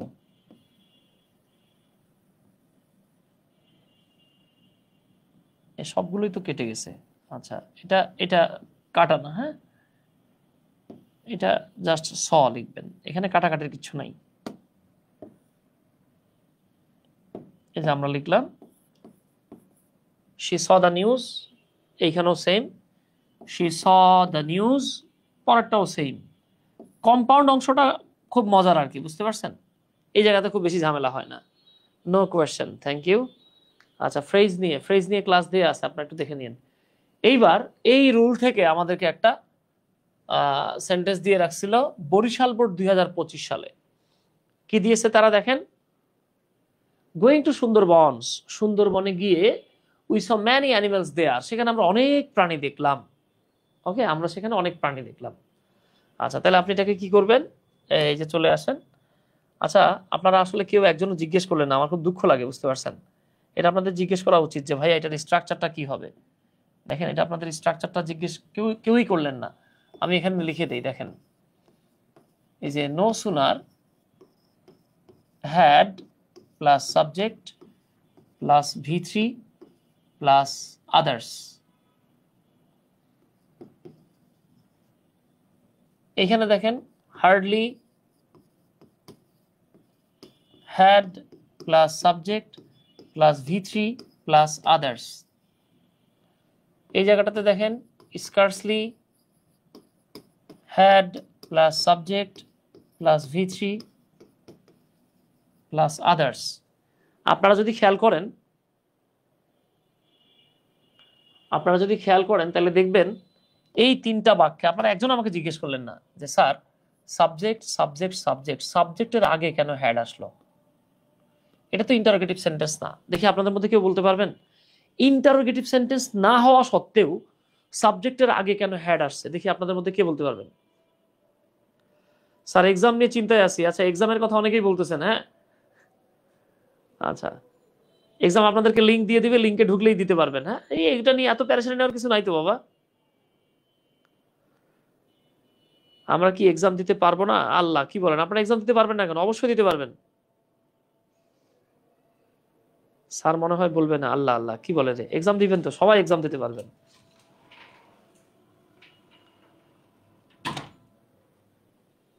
আচ্ছা, এই আপনাদের মধ্যে কে বলতে পারবেন যে হ্যাডটা সাবজেক্টের আগে কেন আসলো? কে বলতে পারবেন, বলেন তো দেখি। আচ্ছা, এখানে যে ঘটনাটা ঘটে আমরা জানি নোসুনার হ্যাড থাকলে এই জায়গাটাতে আমাদের মাঝখানে লিখতে হয় দেন। হার্ডলি হ্যাড এবং স্কার্সলি হ্যাড থাকলে লিখতে হয় ওয়েন। এটা মেবি আপনাদের জানা আছে। এরপরে পাস্ট ইনডেফিনিট টেন্স লিখতে হয়, subject V2 others, subject V2 others, subject V2 others. খেয়াল করছেন? আচ্ছা, একজন বলতেছে পারফেক্ট। হ্যাঁ, পারফেক্ট টেন্সে কি অক্সিলারি ভার্ব কখনো আগে আসে? মানে পারফেক্ট টেন্স হলে কি সবসময় অক্সিলারি ভার্ব আগে আসে?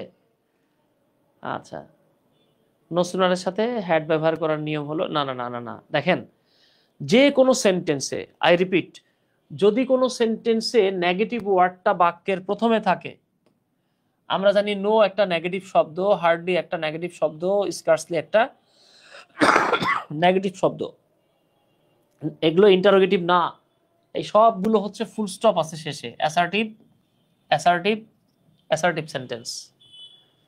মাথায় রাখবেন বাক্যের প্রথমে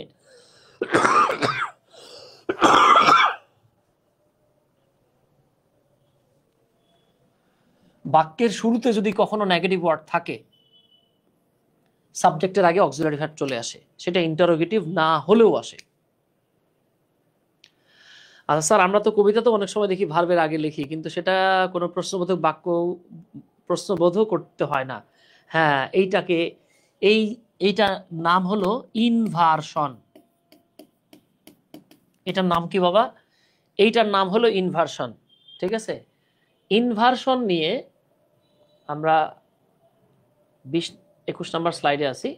ইনভার্সন নিয়ে আপনি ডিটেল জানতে গেলে এই যে আমার একটা ইউটিউব চ্যানেল আছে, খুব বেশি বড় না, মাত্র 2,60,000 subscriber, unlock English Suman, unlock English with Suman, এখানে চলে যাবেন, গিয়ে আপনি জাস্ট ইনভার্সন লিখে সার্চ দিন, তাহলে পেয়ে যাবেন।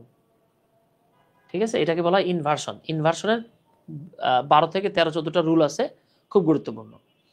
হ্যাঁ, আচ্ছা, তাহলে আমরা জাস্ট একটু খেয়াল করি, এই যে 3টা বাক্য, এই 3টা বাক্য হলো মূলত নেগেটিভ বাক্য। হ্যাঁ, এই 3টার বাংলা হলো তে না তেই। যেমন চোরটি পুলিশটিকে দেখতে না দেখতেই পালিয়ে গেল। আর এই 3টার একটা অ্যাফার্মেটিভ পার্ট আছে। হ্যাঁ, সেই অ্যাফার্মেটিভ পার্টটা কেমন জানেন? এক্ষেত্রে অ্যাজ সুন অ্যাজ দিয়ে হয়, as soon as plus subject plus V two plus others.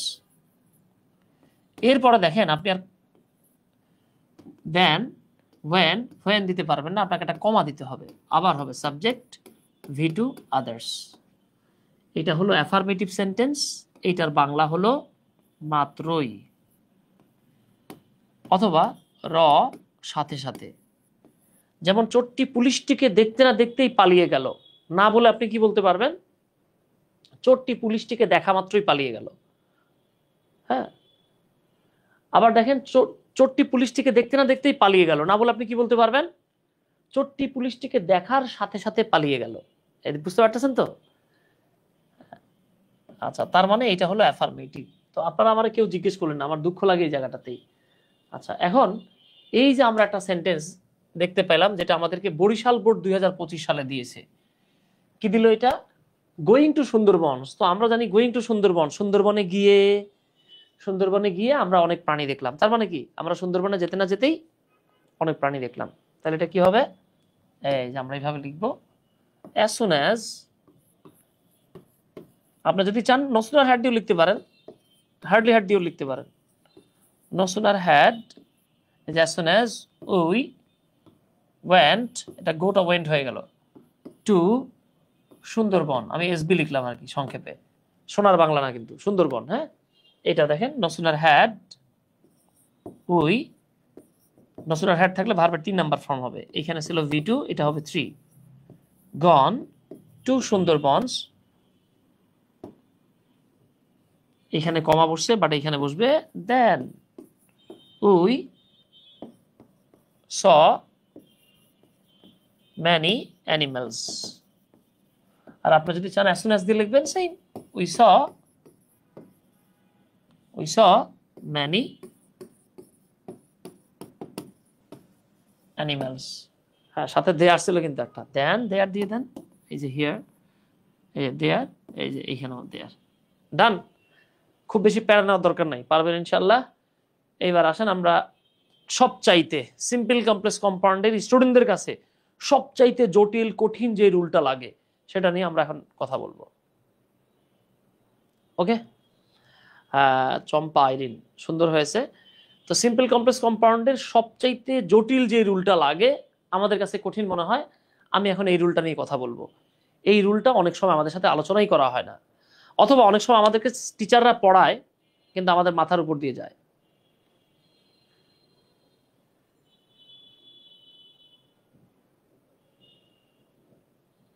আচ্ছা, এটা বুঝতে গেলে আপনাকে যে জিনিসটা বুঝতে হবে সেটা হলো রিলেটিভ প্রোনাউন। আপনাদের মধ্যে কে কে রিলেটিভ প্রোনাউন চিনেন একটু বলেন তো।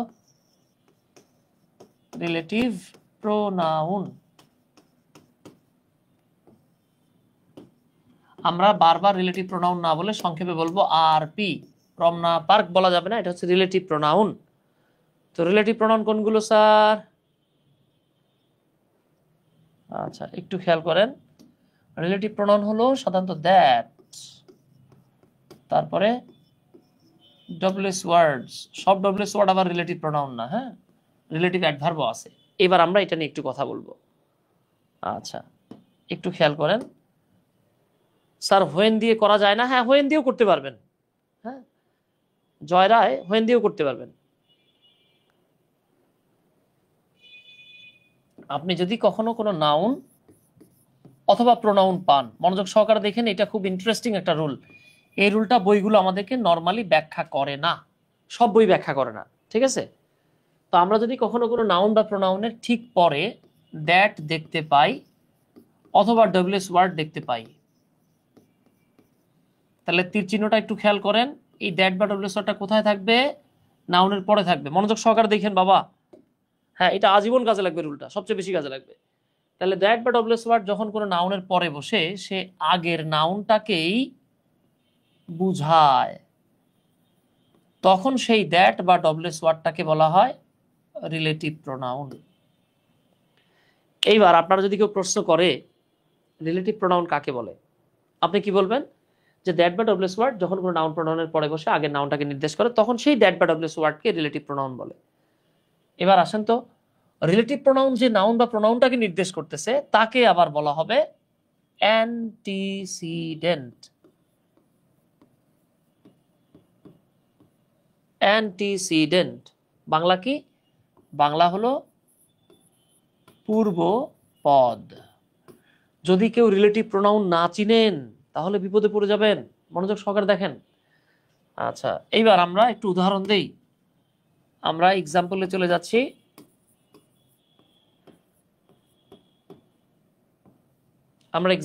যাচ্ছি।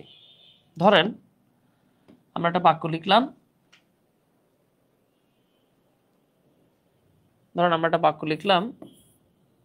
যে মিম হেল্পড আ লেডি। বাক্য আমরা এখানে শেষ করে দিতে পারি। দেখেন বাক্যটা কি হলো? এটাকে কেন রিলেটিভ প্রোনাউন বলে আমি এটা ব্যাখ্যা করতেছি। হ্যাঁ, Mim help a boy, Mim help a lady. Mim একজন মহিলাকে সাহায্য করলো, বাক্য শেষ। এখন আপনি চিন্তা করতেছেন, ভাই বাক্যটা আর একটু বড় করা যায় না? যায় তো। দেখেন আমরা এবার কি বলতে পারি? মিম একটা মহিলারে সাহায্য করলো, এই মহিলা কিন্তু হলো একটা নাউন। এই পর্যন্ত বাক্য শেষ করে দিতে পারি, কিন্তু আমরা চাচ্ছি বাক্যটাকে আমরা আরেকটু টেনে হিস্ট্রে বড় করি। এইবার আমি এখানে বললাম হু। আপনারা আমাকে বলেন তো এখানে হু এর বাংলা কি? বলেন তো এখানে হু এর বাংলাটা কি হবে?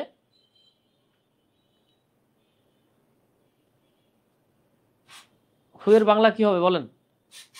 আল্লাহ, হু এর বাংলা না পারলে হবে না রে বাবা, সোনারা টুকটুকিরা।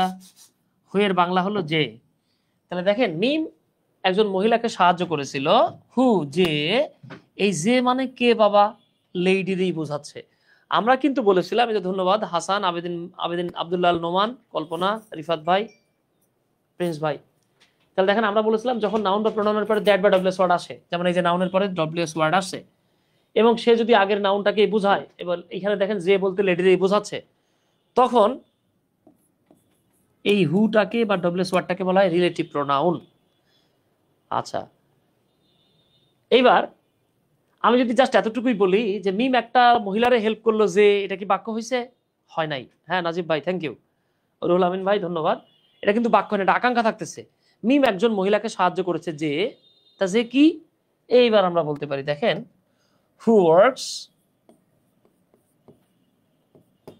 ইন আ ফার্ম, যিনি একটা ফার্মে চাকরি করেন বা কাজ করেন।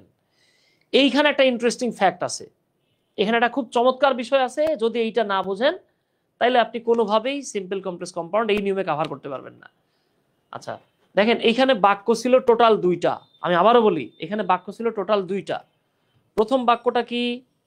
প্রথম বাক্যটা হচ্ছে Mim helped a lady, Mim helped a lady. এইবার আরেকটা বাক্য আছে, এই বাক্যটা হলো, সেকেন্ড বাক্যটা কি দেখেন তো, সেকেন্ড বাক্যটা কি? সেকেন্ড বাক্যটা হচ্ছে আ lady works in a farm, a lady works in a farm, একটা মহিলা একটা ফার্মে কাজ করে। দেখেন এইটা একটা বাক্য। আবার মিম হেল্প আ লেডি, এইটাও একটা বাক্য। এই দুটো বাক্য এখনো এক হয়েছে নাকি আলাদা হয়েছে বলেন তো বাবা? এখনো কি এক হয়েছে নাকি আলাদা আছে? আবারও বলি, দেখেন এখানে বাক্য আছে, এখন একটা বাক্য দেখতে পাচ্ছেন। এখন খেয়াল করেন, এখানে বাক্য আছে টোটাল দুইটা। প্রথম বাক্যটা কি? প্রথম বাক্যটা হলো মিম হেল্পড আ লেডি। দ্বিতীয় বাক্যটা কি? আ lady works in a farm. এই যে আলাদা আলাদা বাক্য দুটোকে রিলেটেড করলো কে? হু। যা আলাদা দুইটা বাক্যকে একসাথে রিলেটেড করে তার নামেই রিলেটিভ প্রোনাউন। এইবার আপনারা বুঝতে পারছেন কেন রিলেটিভ প্রোনাউন?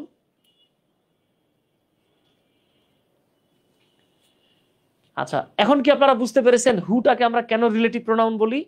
হুটাকে আমরা এই জন্যই রিলেটিভ প্রোনাউন বলি যে সে দুইটা বাক্যকে একসাথে রিলেটেড করছে। কি কি রিলেটেড করছে? মিম হেল্প আ লেডি এই বাক্যটাকে এবং আ lady works in a farm এই বাক্যটাকে, এই দুটো আলাদা বাক্যকে একসাথে রিলেটেড করে দেওয়ার কারণে হুকে আমরা রিলেটিভ প্রোনাউন বলি। এখন রিলেটিভ প্রোনাউন কেন বলা হয় এটা বোঝা গেছে কিনা প্লিজ বলেন। আসেন আরেকটা বাক্য দেখাই দেই, আমরা আরেকটা বাক্য দেখাই। আচ্ছা ধরেন আমি লিখলাম আনিকা বট আ বুক, আনিকা একটা বই কিনলো। বাক্য আমরা এখানে শেষ করে দিতে পারতাম, কিন্তু আপনারা চিন্তা করতেছেন যে ভাই এই দুটোকে মানে এই বই সম্পর্কে একটু তথ্য দেওয়া যায় না? তখন আমি বললাম যায় না মানে? আবার জিগায়, অবশ্যই যায়। তাহলে বুক ছিল একটা নাউন, এবার আমরা চাচ্ছি বই সম্পর্কে তথ্য দিব। তাহলে আনিকা একটা বই কিনেছিল, দ্যাট। বলেন তো এখানে দ্যাটের বাংলা কি? এই যে বাবারা সোনারা টুকটুকিরা বলেন এখানে দ্যাটের বাংলা কি? দ্যাট। আচ্ছা দেখেন, আনিকা একটা বই কিনেছিল, দ্যাট, যেটি। তো বাবা এই যেটি দিয়া কি বুঝাইতেছে? ওই বইটা। খেয়াল করছেন? তাইলে এই যে ডবলেস ওয়ার্ড বা দ্যাট যখন নাউনের পরে বসে আগের নাউনটাকে নির্দেশ করে তখন সেই দ্যাট বা ডবলেস ওয়ার্ডটাকে বলা হয় রিলেটিভ প্রোনাউন। আর রিলেটিভ প্রোনাউন যেই নাউনকে নির্দেশ করে তাকে বলা হয় অ্যান্টিসিডেন্ট। তাহলে এখানে লেডি হলো আমাদের অ্যান্টিসিডেন্ট, খেয়াল করছেন? আর এইখানে আবুক এইটা হলো আমাদের অ্যান্টিসিডেন্ট। এখন এটা এখনো পরিপূর্ণ বাক্য হয় নাই। তাহলে আনিকা একটা বই কিনেছিল, that that was written by Arif Azad অথবা হুমায়ুন আহমেদ, যার নাম খুশি আপনি লেখেন। তাহলে এইখানে বাক্য আছে দুইটা, খেয়াল করেন এখানে বাক্য আছে দুইটা। কি কি বাক্য? আনিকা বড় বুক, এটা একটা sentence. A book was written by Humayun Azad অথবা আরিফ আজাদ, হুমায়ুন আহমেদ। হ্যাঁ, তাহলে এই আলাদা বাক্য দুটোকে রিলেটেড করলো কে? দ্যাট। যা আলাদা বাক্যকে রিলেটেড করে তাকে বলা হয় রিলেটিভ প্রোনাউন। ওকে, এখন এই দুটো সেন্টেন্সে অধীন ক্লজ গুলো কোনগুলো আমাকে একটু বলেন দেখি। এই দুইটা সেন্টেন্সে অধীন ক্লজ কোনগুলো? কুইকলি বলতে হবে। এই দুইটা সেন্টেন্সে অধীন ক্লজ কোনগুলো?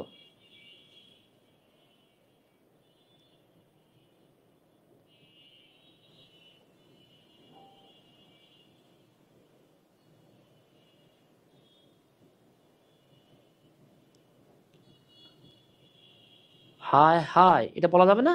ওরে পোলাপাইন.com, আমরা জানি যে ক্লজ দিয়ে মনের ভাব পরিপূর্ণরূপে প্রকাশ পায় না। আমি যদি শুধু এতটুকু বলি, who works in a farm, যে একটা ফার্মে কাজ করে মনের ভাব প্রকাশ পায় পায় না। এই যে হাসান একটা চমৎকার কথা বলছে যে রিলেটিভ প্রোনাউন থেকে শুরু করে শেষ পর্যন্ত যেটা, এটাই অধীন ক্লজ। আবার আমি যদি শুধু এতটুকু বলি, যেটি আরিফ আজাদের লেখা, মনের ভাব প্রকাশ পায় পায় না। ঠিক আছে, তাহলে এই যে রিলেটিভ প্রোনাউন যুক্ত যেই ক্লজ দুটো, এই দুটো হলো অধীন ক্লজ। তার মানে সামনেরটা স্বাধীন, পেছনেরটা অধীন। তাহলে এগুলো হচ্ছে complex sentence. May I use which in place of that sir? আমাদের গৌতম মোদী দাদা ভারত থেকে আমাদের সাথে যুক্ত হয়েছেন, বলতেছেন আমরা কি এখানে উইচ লিখতে পারি? হ্যাঁ, উইচ লিখতে পারি, কোনো সমস্যা নাই। প্রথম অংশটুকু সাইফুল ভাই, আল্লাহ আল্লাহ আল্লাহ, কি বললেন ভাই? প্রথম অংশটুকু এই এতটুকু বললে তো মনোভাব প্রকাশ পায় সাইফুল ভাই। আমরা যদি বলি মিম হেল্প দ্য লেডি, মনোভাব স্বাধীনভাবে প্রকাশ পাচ্ছে, সো আমরা বাংলায় বললে এটাকে বলবো স্বাধীন ক্লজ, ইংরেজিতে বললে ইন্ডিপেন্ডেন্ট ক্লজ। এই যে দেখেন আনিকা বরাবুক, মনের ভাব স্বাধীনভাবে প্রকাশ পাচ্ছে ভাইজান, এটা হলো স্বাধীন ক্লজ। আর এই জাস্ট এতটুকু বললে মনের ভাব প্রকাশ পায় না, একটা আকাঙ্ক্ষা থাকে, তাহলে এটা কি? এইটাই হলো দাদা অধীন ক্লজ। এই যে দেখেন এইটাই হলো অধীন ক্লজ, মানে ডিপেন্ডেন্ট ক্লজ। বুঝতে পারছেন তো? আচ্ছা আচ্ছা, ধন্যবাদ সাইফুল ভাই, পজিটিভ চেঞ্জার। আচ্ছা আচ্ছা, মাশাআল্লাহ, ক্লাসিক, এই তো ধন্যবাদ। তাহলে এবার আসেন, আমরা এখন দেখব, আমরা এখন একটা ভয়ঙ্কর জায়গা দেখব, যে জায়গাতে আমরা নিয়মিতভাবে ভুল করি। সেটা হলো রিলেটিভ প্রোনাউন যুক্ত কমপ্লেক্সকে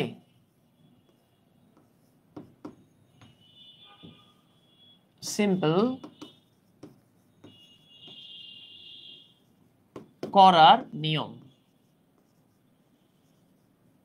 তাহলে আমরা এখন রিলেটিভ প্রোনাউন যুক্ত কমপ্লেক্স সেন্টেন্স গুলোকে সিম্পল সেন্টেন্স করার নিয়ম দেখব। দেখি কিভাবে করা যায়, আসেন। আচ্ছা, মনোযোগ সহকারে দেখেন। নাম্বার 1, এই রুলটা বইগুলো প্রপারলি অনেক সময় ব্যাখ্যা থাকে না অনেক বইয়ে, হ্যাঁ, এই জন্য।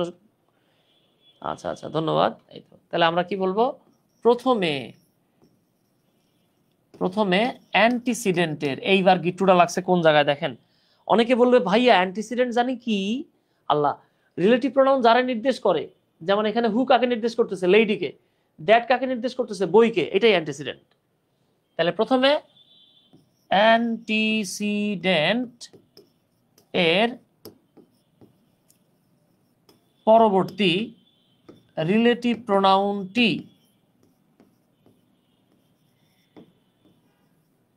উঠে যায়। তাহলে অ্যান্টিসিডেন্টের পরে যে রিলেটিভ প্রোনাউনটা আছে এটা উঠে যাবে। 2, অক্সিলিয়ারি ভার্ব থাকলে উঠে যায়, না থাকলে ওঠার প্রশ্নই আসে না। থাকলে উঠে যায়। বাবা মনোযোগ সহকারে দেখেন, কিন্তু এটা লাইফ চেঞ্জিং গুরুত্বপূর্ণ একটা রুল, বিশেষ করে যখন পত্রিকা পড়তে যাবেন, এটা নিয়মিত থাকে। 3, অ্যাক্টিভ ভয়েসে মূল, আচ্ছা মূল ভার্ব লিখলাম না, ভার্ব প্লাস আইএনজি হয়। যদি সেন্টেন্সটা অ্যাক্টিভ ভয়েস হয় তাহলে মূল ভার্বের সাথে আইএনজি যোগ হয়। 4, প্যাসিভ ভয়েসে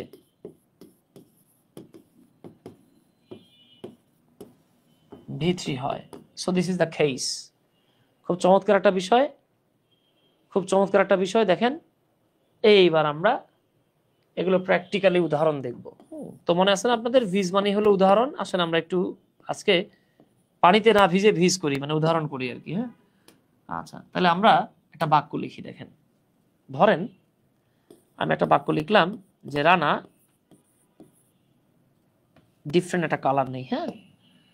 ধরেন আমি একটা বাক্য লিখলাম,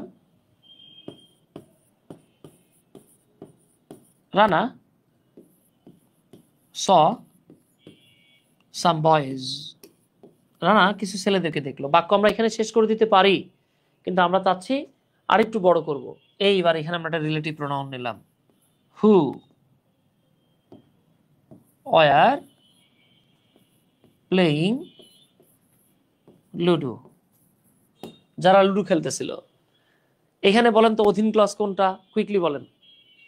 স্বাধীন ক্লজ কোনটা, অধীন ক্লজ কোনটা? হ্যাঁ, এটা জানার জন্য কোনো রকেট সাইন্স জানার দরকার নাই। দেখেন রানা স সাম বয়েজ, এতটুকু হলো স্বাধীন ক্লজ।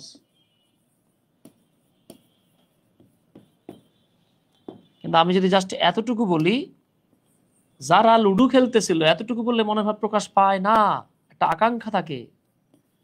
তাহলে এটা হলো বাপ অধীন ক্লজ। এইবার আসেন অধীন ক্লজ যে আমরা সাইজ করে কেটে সেটে ছোট্ট করব, ঠিক আছে? তাহলে আমাদের প্রথম কাজ কি খেয়াল করেন, আমাদের প্রথম কাজটা কি, অ্যান্টিসিডেন্টের পরের যে রিলেটিভ প্রোনাউন সেটাকে তুলে দিতে হবে। দিলাম, তুলে, হু গেল গা। এইবার দ্বিতীয় বাক্যটা একটু খেয়াল করেন তো, এখানে বাক্য আছে দুইটা, রানা স সাম বয়েজ, আর দ্বিতীয় বাক্যটা খেয়াল করেন তো, some boys were playing ludo. Oh my god, আমি বলছি প্লেয়িং, লেখছি প্লে, বাবা সরি, আমি বলছি প্লেয়িং, লেখছি প্লেই। হ্যাঁ, আচ্ছা, তাহলে এখানে বাক্য আছে দুইটা, একটা হচ্ছে রানা স সাম বয়েজ, আর দ্বিতীয় বাক্যটা হলো some boys were playing ludo. এই দুইটা বাক্যের মধ্যে আমরা জাস্ট যদি একটু খেয়াল করি, তাহলে এখানে কি ছিল, এটা ছিল রানা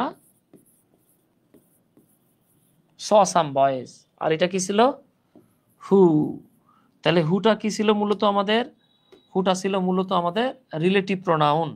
তাহলে আমাদের প্রথম কাজ হচ্ছে রিলেটিভ প্রোনাউন উঠে যাবে, অক্সিলারি ভার্ব থাকলে তাও উঠে যাবে। এই যে প্রথমে রিলেটিভ প্রোনাউন উঠে যায়, উঠে গেল, অক্সিলারি ভার্ব থাকলে উঠে যায়, তাও উঠে গেছে। এবার দেখেন তো, some boys were playing ludo, কিছু ছেলে লুডো খেলতেছিল, তো এটা তো অ্যাক্টিভ ভয়েস, তাহলে আমরা এখানে যা আছে তাই হবে, অর্থাৎ বাক্যটা হয়ে যাবে এরকম, রানা স সাম বয়েজ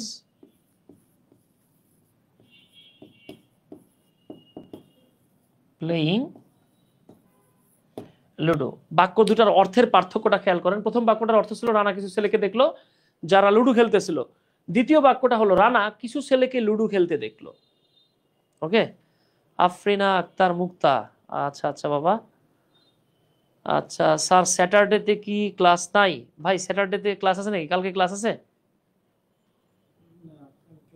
বলতে পারেন না, মানে আমার না, অন্য কারো ক্লাস আছে নাকি তাই জিজ্ঞেস করতেছে। আচ্ছা তাহলে, আচ্ছা এই গ্রুপের যে কভার ফটোটা ওইখানে রুটিন দেয়া আছে বাবা, অক্সিজেন সায়ানাইড, চিন্তা করছেন নাম কি রাখছে ভাই, ডিনামাইট যে নাম রাখেন নাই আমি এতেই খুশি বাবা, ডরাই যেতাম গানাইলে। এবার 2 নাম্বার বাক্যটা, এবার দ্বিতীয় একটা বাক্যে আসি। ধরেন আমরা লিখলাম তানিয়া পারচেজড আ ফোন, তানিয়া একটা ফোন কিনলো, that or which was collected from India, যেটা ভারত থেকে কালেক্ট করা। আমাকে বলেন তো দ্বিতীয় অংশটা অ্যাক্টিভ নাকি প্যাসিভ? ক্লাসিক প্রিন্স বলছে স্যার এসএসসি তেও কি এই রুল লাগবে? হ্যাঁ, এই রুল একদম সেম সেম, এগুলো রুলই লাগবে। শহীদুল ইসলাম ভাই আলহামদুলিল্লাহ, বলেন তো আপনাদের কাছে কি মনে হয় এটা কি অ্যাক্টিভ নাকি প্যাসিভ?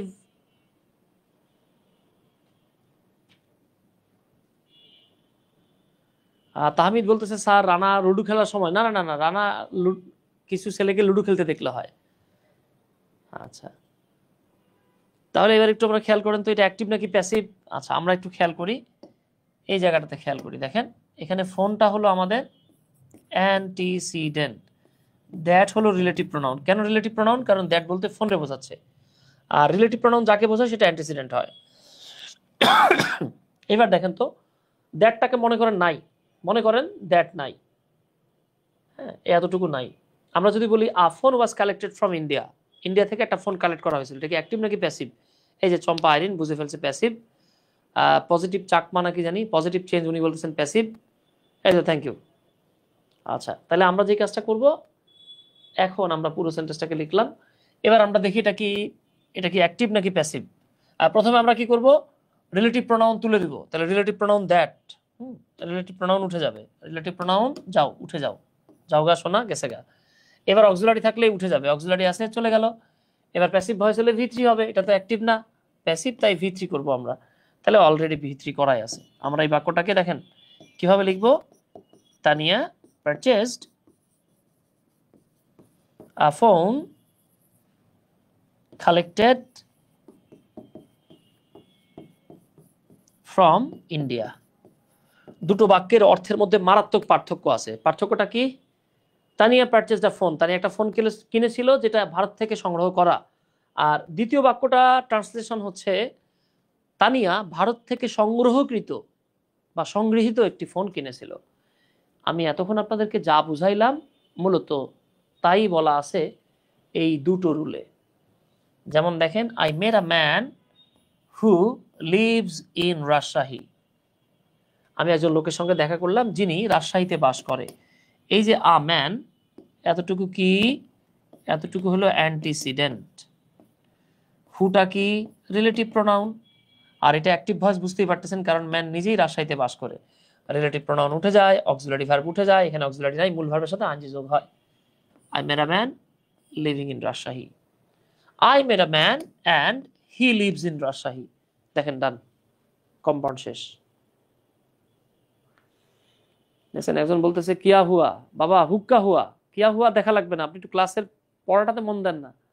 কোয়েশ্চেন করলে তো আপনারা বলতে পারতেছেন না। আচ্ছা আচ্ছা, ধন্যবাদ তাহমিনা আক্তার। দেখি এবার এই সেন্টেন্সটাকে আপনারা ট্রাই করেন তো সিম্পল বানানোর।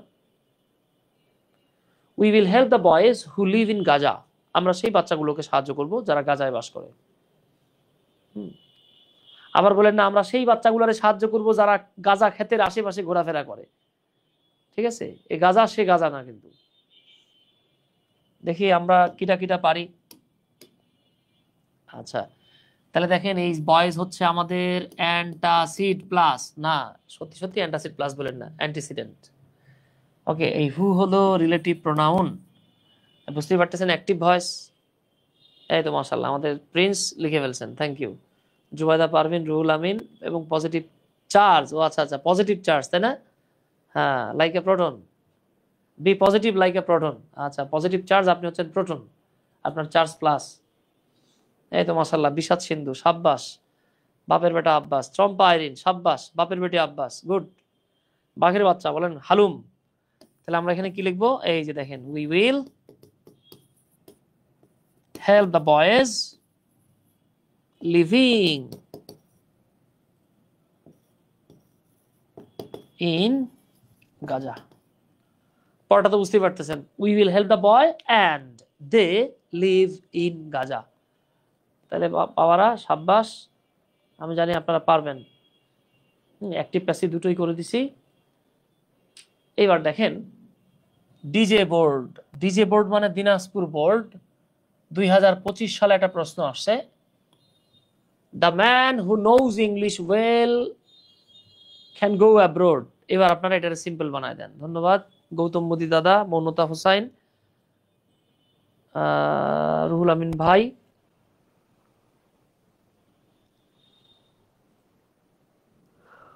হাসান ভাই, মৌনতা। আচ্ছা, মৌনতা টাটা বাই বাই দিচ্ছে, চিন্তা করছেন? টাটা বাই বাই, ফিনিশ, খতম, গায়া। ঠিক আছে, ওকে, আপনি যান গা। আচ্ছা, তাহলে এবার কি হয়েছে বাবা? দ্য ম্যান, সেই লোকটা, এই যে আমাদের অ্যান্টিসিডেন্ট পাওয়া গেছি, দেখ খেলাইছি করে দেবো, তাই না? এবার হু মানে কারে বুঝাইতেছে? এই ম্যানেরে বোঝাচ্ছে। তাহলে এটা কি বাপ? এটা আরপি। নোজ, বুঝতেই পারতেছেন, এটা অ্যাক্টিভ ভয়েস। তাহলে খুব সহজ, the man knowing English well can go abroad. অনেকে বলে ভাইয়া গোর পরে তো টু হয়, তাহলে অ্যাব্রোডের পরে কেন টু হলো না? অ্যাব্রোডের পরে টু হবে না, কারণ অ্যাব্রোড শব্দটা একটা অ্যাডভার্ব, অ্যাডভার্বের সামনে প্রেপোজিশন বসে না। কিন্তু কিন্তু আমরা যদি বলতাম go to London, go to Dhaka, go to Paris, go to Lisbon, সেক্ষেত্রে আমরা টু দিতাম, নাউনের পূর্বে টু বসে। এই তো মাশাআল্লাহ। এবার বাংলাটা খেয়াল করেন, সেই লোক যিনি ইংরেজি জানেন তিনি বিদেশে যেতে পারেন। আর এই বাক্যের বাংলা হলো, ইংরেজি জানা লোক বা ইংরেজি জানা মানুষ বিদেশে যেতে পারেন। খেয়াল করছেন? অর্থে কিন্তু মারাত্মক। এই তো জুবাইদা পারভিন, সাব্বাস। বিষাদ সিন্ধু, তাহমিদ, চমৎকার হচ্ছে। চম্পা আইরিন, স্যার আপনারা কি টেস্টের পরেও ফ্রি ক্লাস নেবেন? আমরা আপনাদের ফুল কোর্স কমপ্লিট করাই দেবো ফ্রিতে। এই ফুল কোর্সটা কমপ্লিট করাই দেবো ফ্রিতে। তবে আপনারা আমাদেরকে একটা ফি দিতে পারেন। সেই ফি হচ্ছে গিয়ে আপনারা এই গ্রুপটাতে আপনাদের বন্ধু বান্ধব যারা আছে আর কি তাদেরকে অ্যাড করাই দিন, এটাই আমাদের ফি দেওয়া হয়ে যাবে। বুঝতে পারছেন তো? মানে আমরা একটা ফ্রি কোর্স নিচ্ছি, বাংলাদেশের যত বেশি মানুষরা এখানে উপকৃত হবে, পাহলবী ভাই, মাসরুর ভাই, অপূর্ব দাদা থেকে শুরু করে যারা যারা আমরা আসি। হ্যাঁ, আচ্ছা, তোফায়েল স্যার, যারা যারা আছেন তারা আপনাদের মানে চাইতেছেনই যে মানে আপনাদের যাতে ভালো হয় আর কি। বুঝতে পারছেন? আমরা চাই আপনাদের ভালো হোক। আচ্ছা, তাহলে পারবো আমরা ইনশাল্লাহ। হাসান জিজ্ঞেস করতেছে আমরা কি হেল্পের পরে টু ব্যবহার করতে পারি? হেল্পের পরে ইনফিনিটিভও লেখা যায়, আবার বেয়ার ইনফিনিটিভও লেখা যায়। So I will help you do it এবং I will help you to do it, both correct, no problem. আচ্ছা, মাশাআল্লাহ। He wanted a car, he wanted a car imported. এই হুট করে যখন দেখবেন নাউনের পরে ভি3 চলে আসছে তাহলে বুঝে ফেলাবেন। তাহলে এখানে কি ছিল? উইচ অথবা দ্যাট, যেটা ভালো লাগে। দ্যাট ওয়াজ, বাকিটা হয়ে গেছে দেখেন, কমপ্লেক্স, ডান। ওকে, এই তো সাব্বাস। এইবার এখন আমরা চলে যাচ্ছি কম্প্যারিজন অফ ডিগ্রি। আমরা এখন ডিগ্রি চেঞ্জিং এ চলে যাচ্ছি। ঠিক আছে, আমরা এখন ডিগ্রি চেঞ্জিং এ চলে যাচ্ছি। খেয়াল করেন।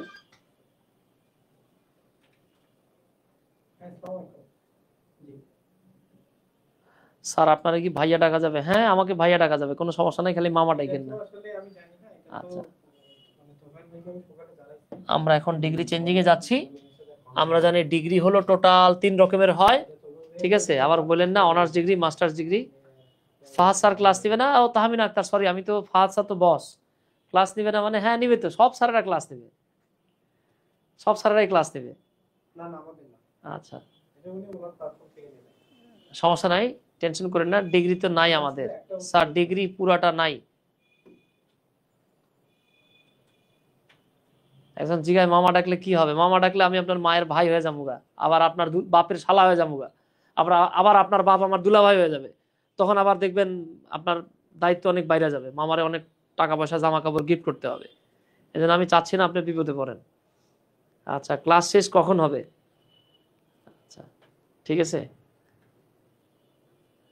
এই তো গুড, সাব্বাস। আচ্ছা, ডিগ্রিটা আমি একটু বলে দেই। এটা দেখেন, আপনারা বলতে পারেন ডিগ্রি আমাদের লাগবে না, ডিগ্রি তো 25-এ আসছে।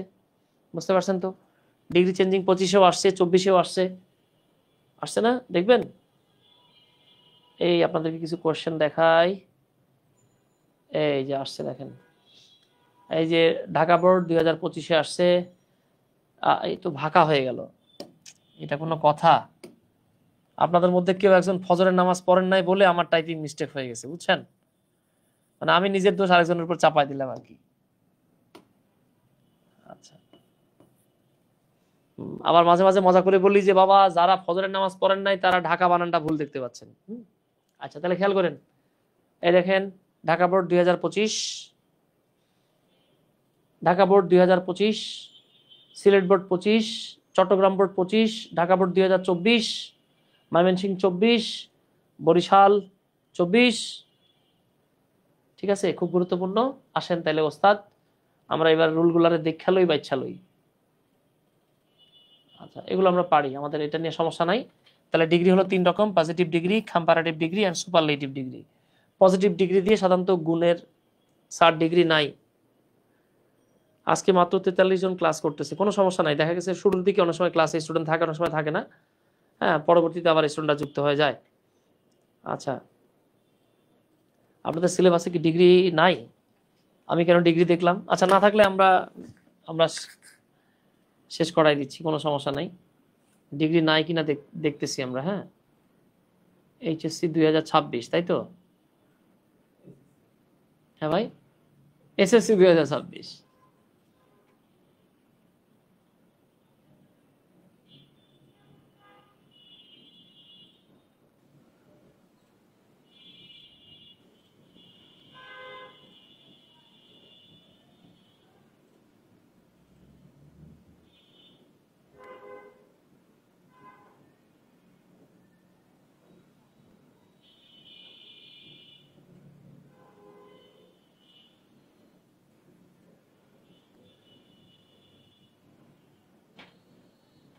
আচ্ছা ঠিক আছে, নো প্রবলেম, আমরা দেখতেছি বাবা, একটু জাস্ট লাইনে থাকেন।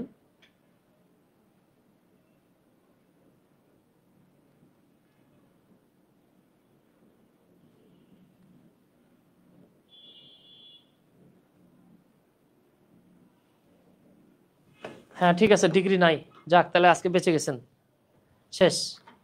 ঠিক আছে, হ্যাঁ ডিগ্রি নাই, তাহলে আমরা ডিগ্রি বাদ দিয়ে দিলাম। এই তো মাশাল্লাহ, বাহ, ছোট করে দিল সিলেবাস, এত এত ছোট করে দিল, ভালো করছে একদিক থেকে, আলহামদুলিল্লাহ, খারাপ করে নাই। তাইলে আসেন, আমি আপনাদের জন্য কিছু এমসিকিউ দিয়ে রাখছিলাম, এগুলো আমি কেটে দিচ্ছি, অসুবিধা নেই। ঠিক আছে, আমরা যাওয়ার আগে আপনাদেরকে একটু বলি, অনেক স্টুডেন্টরা এই অ্যাফার্মেটিভ নেগেটিভ নিয়েও কান্নাকাটি করে। ঠিক আছে, আচ্ছা, তো স্টুডেন্টদের জন্য বলি, এই অ্যাফার্মেটিভ থেকে নেগেটিভ যেটা, এটা আপনারা নিজেরা পড়ে নিলেই পারবেন। এটা এত সহজ সরল যে আমাদের না করালেও হবে। যেমন আপনারা পড়ে আসছেন, সব সময় পড়ে আসছেন, 1 নাম্বার,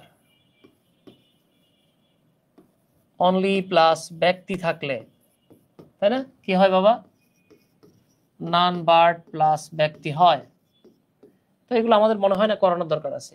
2 নাম্বার, এটা আপনারা নিজেরা পড়লেই পারবেন, অনলি প্লাস বস্তু থাকলে, তবে হ্যাঁ আপনারা চাইলে আমি আপনাদেরকে পিডিএফ বানিয়ে দিতে পারি, এটার উপর লেকচার শিট বানিয়ে দিতে পারি। নাথিং বাট প্লাস বস্তু হয়। আবার অনলি প্লাস সংখ্যা বা পরিমাণ থাকলে, আমরা জানি নট, এখানে অনেক সময় নট লেখে, অনেক সময় নো লেখে। ঠিক আছে, বোথ কারেক্ট, একটাও রং না।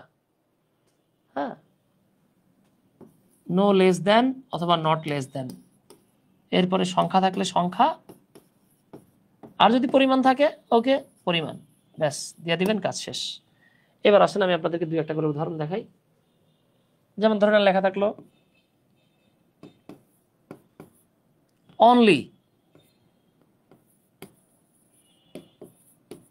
রানা হেল্পড মি, এটা হলো অ্যাফার্মেটিভ। এবার আপনারা বললে এটা নেগেটিভ বানাও, তাহলে আপনি দেখতেছেন অনলির পরে রানা, ব্যক্তি আছে, কি লিখবেন, none but Rana helped me, এই যে নেগেটিভ হয়ে গেছে, দেখেন। আমার মনে হয় এগুলো আমাদের আর পড়ায় দেওয়ার দরকার নেই, এগুলো আপনারা নিজেরা পড়লেই পারবেন। যেমন আপনি যদি বলেন she is only 14, she is only 16, এই সুইট 16, তাই না, তার বয়স মাত্র 16 বছর, তাহলে কি হবে এটা, এই যে অ্যাফার্মেটিভ।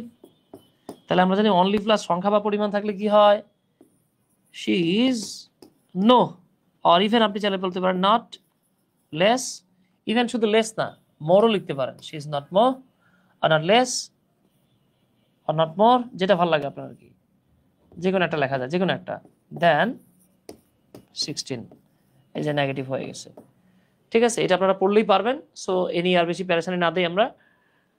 আচ্ছা, আপনাদেরকে বলে রাখি, নেক্সট ক্লাসে আপনাদের সাথে ইংলিশ ফার্স্ট পেপার নিয়ে আমার কথা হচ্ছে ইনশাল্লাহ। সো নেক্সট ক্লাসে আমরা আপনাদের সাথে কথা বলবো ইংলিশ ফার্স্ট পেপার নিয়ে।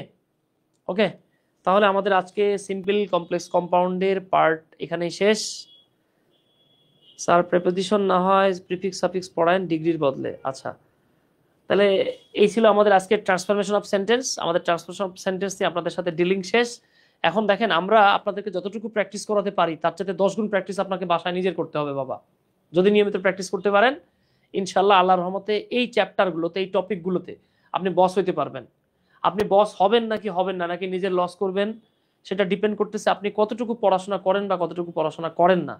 সো আমরা সবসময় দোয়া করি আপনাদের জন্য, ইনশাল্লাহ আপনারা আপনাদের সর্বোচ্চ চেষ্টা করবেন, পড়াশোনা করবেন। এই যে বাবা মায়েরা এত কষ্ট করে আপনাদের পিছনে সময় দিচ্ছেন, শ্রম দিচ্ছেন, টাকা পয়সা উপার্জন করে সেই টাকা পয়সা আপনাদের পিছনে ব্যয় করতেছে, সো আল্লাহর ওয়াস্তে একটু বাবা মায়ের প্রতি আপনারাও সহনশীল হন, একটু মায়া দেওয়া রাখেন, ঠিকঠাক মতো পড়াশোনা করেন, বুঝতে পারছেন, আমাদের কথা আমরা বাদেই দিলাম। আচ্ছা, তো ভালো থাকেন বাবা। আজকে আর বেশি আলাপ আলোচনা করছি না আপনাদের সাথে, ইনশাল্লাহ নেক্সট ক্লাসে আবারও দেখা হবে। নেক্সট ক্লাসে আমরা আপনাদের সাথে ফার্স্ট পার্টের প্রশ্ন উত্তর কিভাবে করবেন এটা নিয়ে একটা ক্লাস নেব। দুর্দান্ত একটা ক্লাস হবে ইনশাল্লাহ, তবে যারা মনোযোগী তাদের জন্য আর কি। সেই পর্যন্ত ভালো থাকেন, তারা